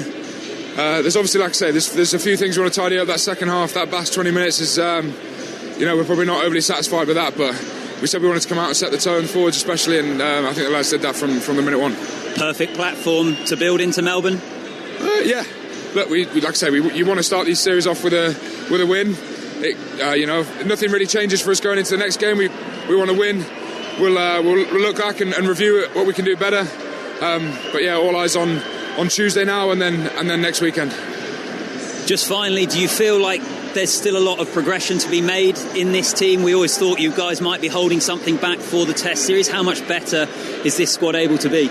We know the talent that we've got in the room and in the squad. It's unbelievable. I think you can see over the last few weeks the cohesion of the squad are really starting to build together now. But then it's just the real intricacies of rugby, the real tiny little tweaks, the details, the discipline. That's the sort of stuff we've got to learn to sort of get control of in the game. And then we'll be a real force to be reckoned with. Ollie, thanks a lot. All the best next week. Cheers, mate. Thank you. Alfie, with Ollie Chesham there, thank you very much. Alex Cuthbert, former Lion. Alex, I mean, what David Campese was saying there about having to always this need for changes, you feel that in the next test it's going to have to be changed again because they've just been smashed. Yeah. I thought they got physically really done over in that first half, and it doesn't matter who plays 9 and 10 if they're getting slow ball. The speed of ball for them was awful the first half. They weren't able to get any phases. I think they went 5-6 phases one period of time. They went back 5-10 yards and they've had to kick. So whoever comes in next week, whether it is Skelton having to play Valentini, they need that speed of ball. That was the difference for the Lions. If you look at their tap breakdown, speed of ball, Gibson Park, bang, ball away, gone. Less than 3 second ruck over 50% of the time is so high. And Australia need to get that right next week. Otherwise, it's just going to be the same result. Yeah, do you agree with that, Campo? Yeah, I do agree. Look, I think the problem is the Lions are on tour, and every person knows on tour, you have fun, you bond a lot more together, you root together 24/7, you're out here for 4 or 5 weeks. Of course you want to play for each other. Unfortunately, my problem is we've got a Kiwi coach who doesn't understand our history. We don't kick the ball out at full time, we run the ball. Even though we try things. And we're not seeing that because, for me, Ben Donaldson and Tate McDermott are the best 9 and 10 in Australia. You've got a guy called James O'Connor, who is the only player in the last 10 years to win a Super Rugby Championship, played for the Crusaders, who's come on every game 20 minutes ago and changed the game because he adds something different. You can't keep on doing the same thing. You've got to add something different if it's not working. Campo. And that's what rugby's about. Obviously, McDermott said there, he felt like the Lions were hungrier. Like, how have they helped that mindset? That's the first test game of a Lions series. How is he saying that? What have they got to change? Well, the Reds got beat by 40. I mean, the thing is like that. At this level, you need to step up. And again, if you have a test team that hasn't played together, how can you actually go in their confidence? You've got to play together, understand each other. I mean, we used to play, when I played for Australia, we had 8 years of the same players. So we all knew each other, we knew their wives, everyone, we knew everything. So it's easy to play. If you get together 1 week, next week you'll change the team. Yeah. You watch, any money he'll change the team, he'll change probably 9 and 10 because it's a different area and different way. This is the reason. You can't do that. You've got to have consistency, and that's what the Lions have done through this tour. I mean, Russell is an unbelievable player because nobody knows what he's going to do, and that's what you want in rugby. We need that in rugby to show you still can play the game. But to kick the ball out at full time by the Australian captain, for me, was very, very weak and very, very sad. It was a bit of a shocker. Ben Kay, where do you stand on that? Look, sometimes teams get into a bit of a hole, and I think the Wallabies have been in a bit of a hole, and I think Joe Schmidt probably bet the house on Lolosio a little bit. Don't necessarily think he is the full long time answer. I think Donaldson is a much more conservative game management type of 10, and I'd agree. Maybe tonight that's exactly what they could have done with early on, and then if they needed to force the game, bring someone like Liner on. But what was really evident was there just wasn't that power early on, and the Lions dominated. I was a little bit disappointed from a Lions perspective that they couldn't maintain that in the second half. There were points at the end of the first half where Australia were walking. They were that tired. They had players, James Slipper, when the Lions attacking, and they couldn't even get back into position to defend. Now, if you've got a team on the ropes like that, you finish them off, and the Lions didn't. And that'll be a slight worry for them, is that at half-time they came out and the Wallabies looked actually fresher than the Lions for large parts of that second half. Campo, you've reckoned that there's going to be changes next week. Rob Valentini, Will Skelton surely have to play. I mean, Joe Schmidt said a couple of days ago that if it was the final test, we'd be playing them. Well, you're now effectively at a final test situation, because if you lose in Melbourne next weekend, then the series is gone. So those two have to play there, don't they? Yeah, but the problem is Skelton doesn't play in Australia. He plays in Europe. No one's played with him. How can you bring someone from overseas to come to play for Australia, not knowing exactly what he does? I mean, that's what I mean. The more consistency you have, we got 4 Super Rugby teams. So obviously our system's not good enough for Joe Schmidt. Really, I mean, we've got the players. But the problem is, you can't turn up to an international game like we do tonight. And then next week, you can't turn around, change the whole team, expect them to win. You've got you need consistency. Joe Schmidt doesn't understand our culture and history. He has got no idea about how we play. We don't kick the ball out at full time. We don't do this. We attack. But you saw tonight, we had 2 centres that don't talk to each other. It was just like playing. It's like, here's the ball, off you go.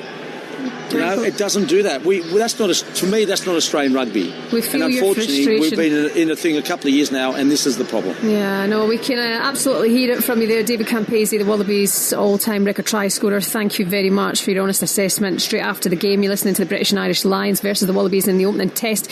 The Lions have won that first test by 27-19. This is Supersonic Saturday here on Talksport. Later today, Daniel Dubois takes on Alexander Usyk at Wembley Stadium for the undisputed crown. Here on Talksport, you can also watch that one with our friends at DAZN. It's also day 3 at the Open at Royal Port Rush, taking place right now. You can listen to all of that over on Talksport 2. And Sean O'Brien is watching for us right now. Sean.